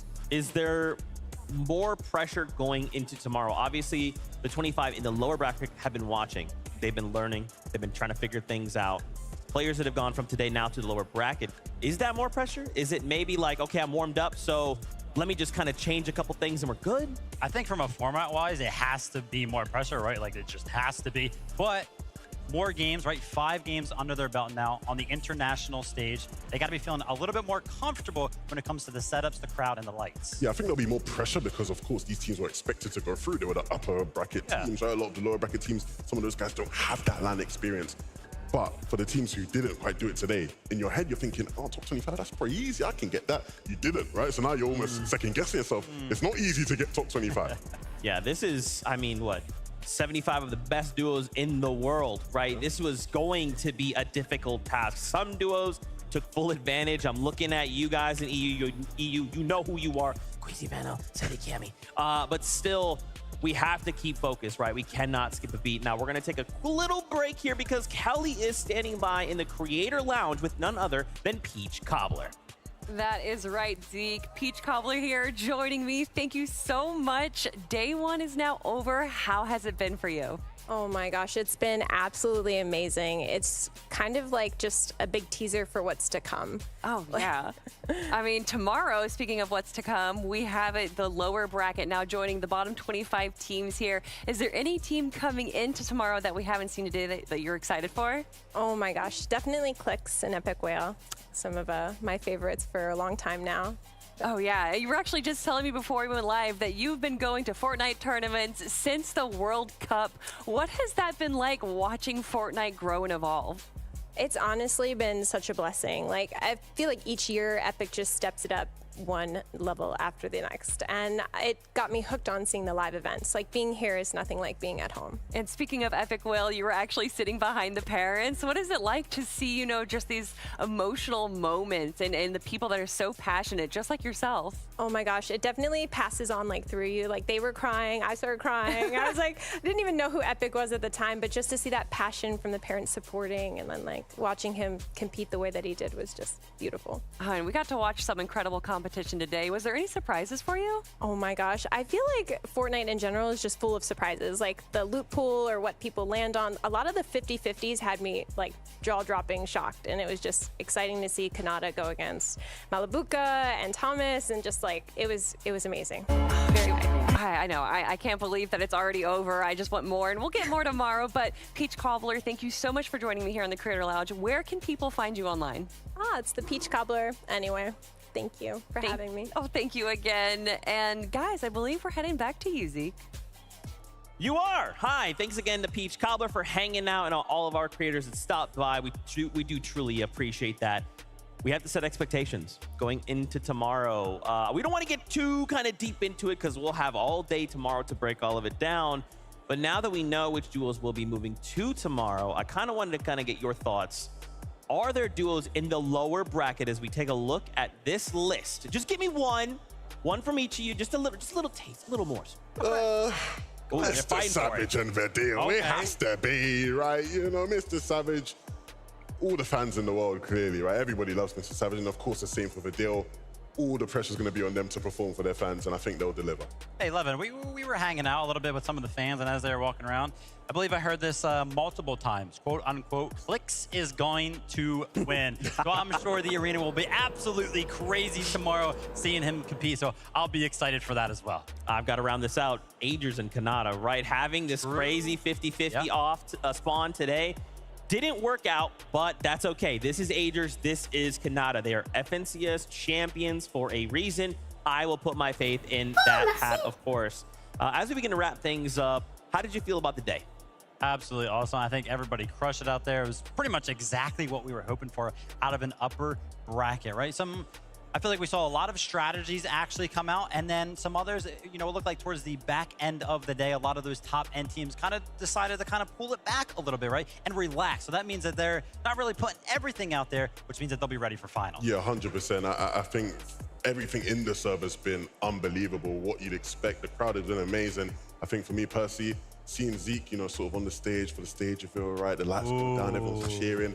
He looked like the coldest man in all of Denmark in that moment, man. He just looked way too cool. I think more of that from you, Zeke, and I'd be happy. Okay, anyway, as we start prepping for tomorrow, why don't we send it up to the cast to get their thoughts on the day? Thoughts? I have so many of these thoughts from watching the first 3 games in the crowd, this amazing crowd that's been so great all day long, to casting these final 2. All I really got to say, Taco, is for those 25 teams that are playing again tomorrow, look at it as glass half full. You have another opportunity to make your dreams come true. Just don't take it lightly. Look, the lower bracket was already looking pretty spicy as is, so seeing some of the teams that are going to be joining them after today's competition, it is going to be insane for tomorrow's lower bracket matches. And one of my favorite parts personally about today was being up here in the commentary booth the entire time and just hearing the moments of cheering, the crowd chants. I cannot wait to see what some of these fans bring for us tomorrow in the lower bracket match, because you have to expect that is the last opportunity. You either make it through in the top 25 of our lower bracket tomorrow, or that's it. You're going home. You're not going to see what the Global Championship finals lobby is going to consist of on Sunday. Yeah, this is something that I think we've been waiting for such a long time. 5 more games in the lower bracket, but that's going to do it for myself and the best Taco. Back to my best friends on the stage. Whoa, Jacob, I am your best friend. Okay, that was Jacob PR, that was the best Taco, and can't forget Monster D-Face as well for calling some of the shots for us today. But that is it. Now we set our eyes on tomorrow. The lower bracket kicks off same time, same great place. We'll have so much to talk about tomorrow. So make sure you do not miss it. Don't forget as well, Grand Finals on Sunday. Global champions will be crowned. Thank you so much for watching Fortnite fam. As always, we love you. Keep yourself safe, and we'll see you on that battle bus.